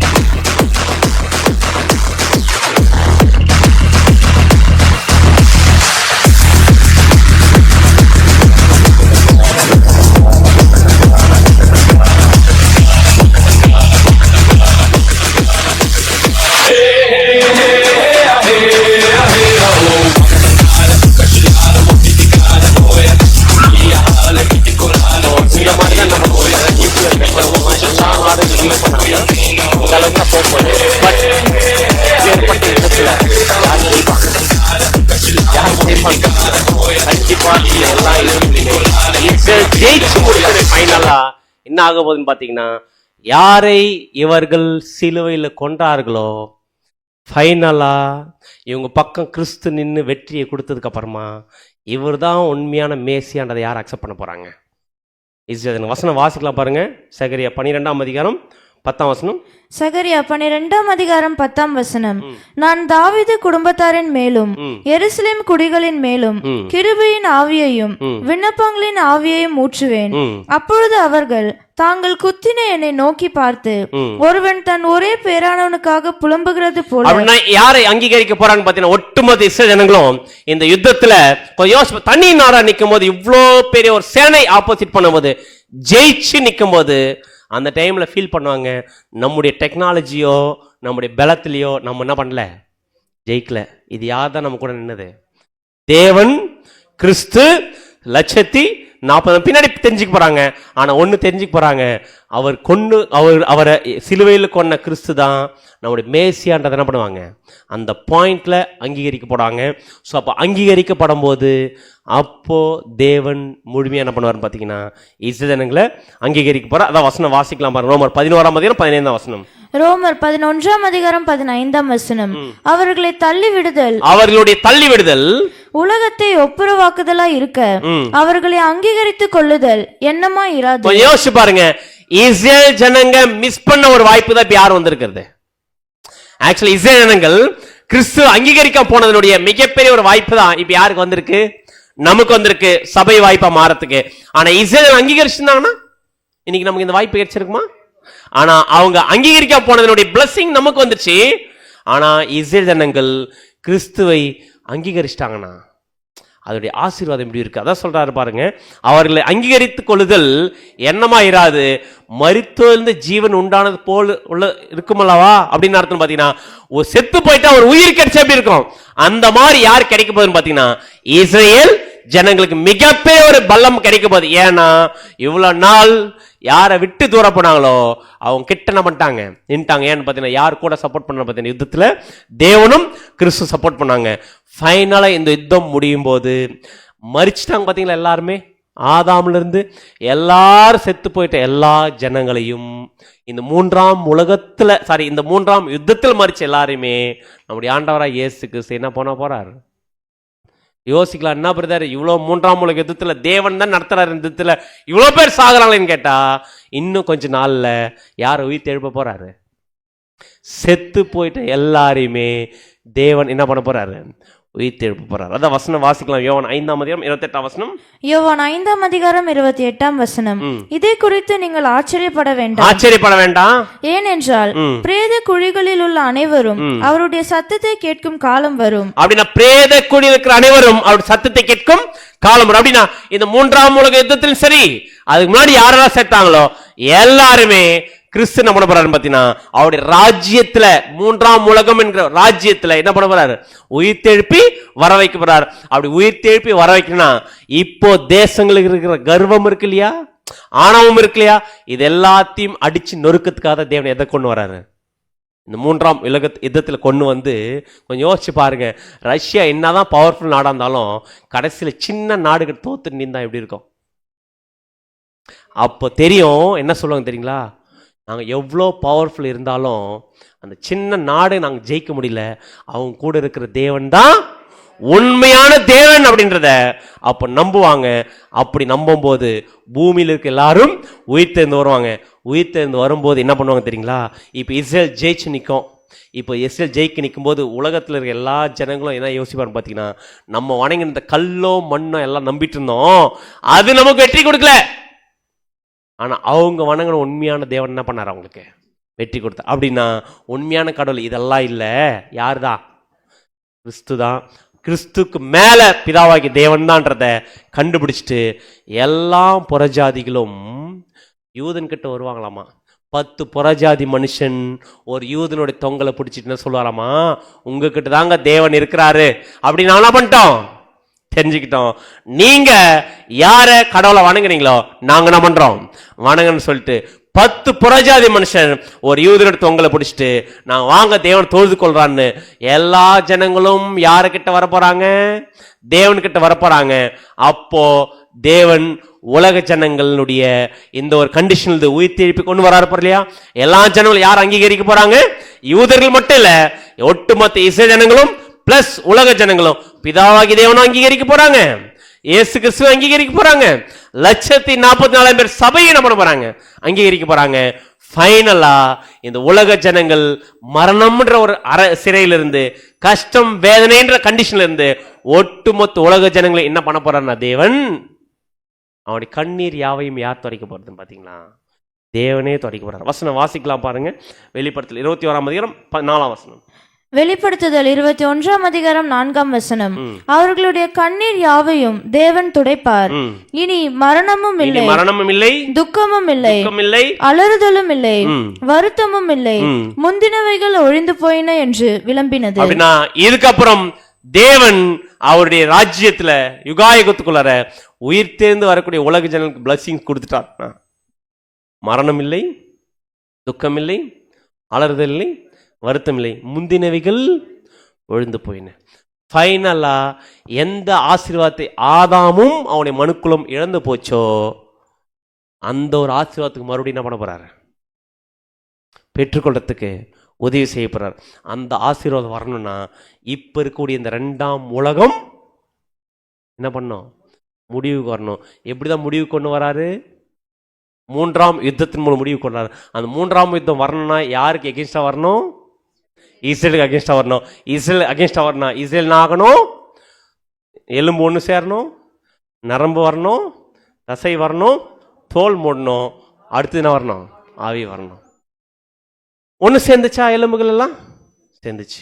நரம்பு வந்துச்சா? தோல் மூடிச்சா? ஆவி வந்துச்சா? இன்னும் வரல. எது மட்டும் தான் பெண்டிங்? ஆவி மட்டும் தான் பெண்டிங். ஆவி வரணும்னா 4 திசையிலிருந்து காத்து அடிக்கணும். ஏன் காத்து அடிக்கல? அந்த யுத்தத்தை நடத்த போற யுத்த வீரர்கள் எங்க உட்காந்துருக்கிறோம்? இங்க உட்காந்துருக்கிறோம். நம்ம செலக்ட் ஆகி முடிஞ்சாதான் 4 காத்து விட ஆரம்பிச்சிருவாங்க. 4 காத்து விட்டாதான் எது வர ஆரம்பிக்கும்?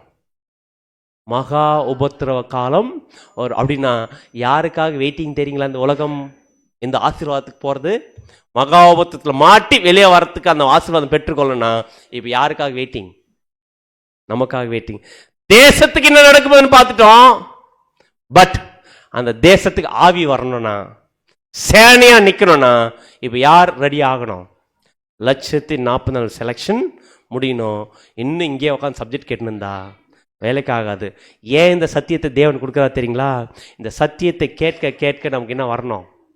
ஒரு வைராக்கியமும் குணலட்சணமும் வளர்ச்சி நமக்கு இருந்தால் மட்டும்தான் நம்ம சபையாக மாற முடியும். தவிர ஜஸ்ட் நாலேஜுக்காக இந்த சத்தியத்தை கேட்கறன்னு உக்காண்டதுமானா வேஸ்ட். சத்தியத்தை வார வாரம் கேட்க கேட்க இன்னும் என்ன பண்ணணும் பார்த்தீங்கன்னா கேரக்டர் டெவலப்மெண்ட் வளர ஆரம்பிக்கணும். அப்படி வளரும்போது சபையாக போய் சேர்ந்தா நம்ம தான் இந்த யுத்தத்தை என்ன பண்ண போகிறோம்? கிறிஸ்துவோட கூட சேர்ந்து நடத்த போகிறோம். கொஞ்சம் யோசிச்சு பாருங்க. இப்போ யாராச்சும் மதிக்கிறாங்களா? நம்மளை மதிக்க மாட்டாங்க. ஆனால் அங்கே போயிட்டா இந்த 3ஆம் உலக யுத்தத்தையே நடத்த போகிறது யாருன்னு பார்த்தீங்கன்னா நம்ம தான். அது யாரை ஜெயிக்க வைக்க போகிறோன்னு பார்த்தீங்கன்னா இஸ்ரேல் ஜனங்களை ஜெயிக்க வைக்க போகிறோம். இப்போ போயிட்டு இந்தியாவுக்காக ப்ரேயர் பண்ணியிருந்தால் வேலைக்கு ஆகாது. நம்முடைய ரட்சிப்புக்காக ப்ரேயர் பண்ணிவிட்டு நம்ம சபையாகத்தை மட்டும் என்ன பண்ணலாம்? ஃபோக்கஸ் பண்ண. ஏன்னா இஸ்ரேலுக்கு தீர்க்கதரிசனம் சொல்லிடுச்சு என்னதான் இருக்குது? கிளப்புகிற யாவரும் சிதைக்கப்படுவார்ன்ற கண்டிஷன் இருக்குது.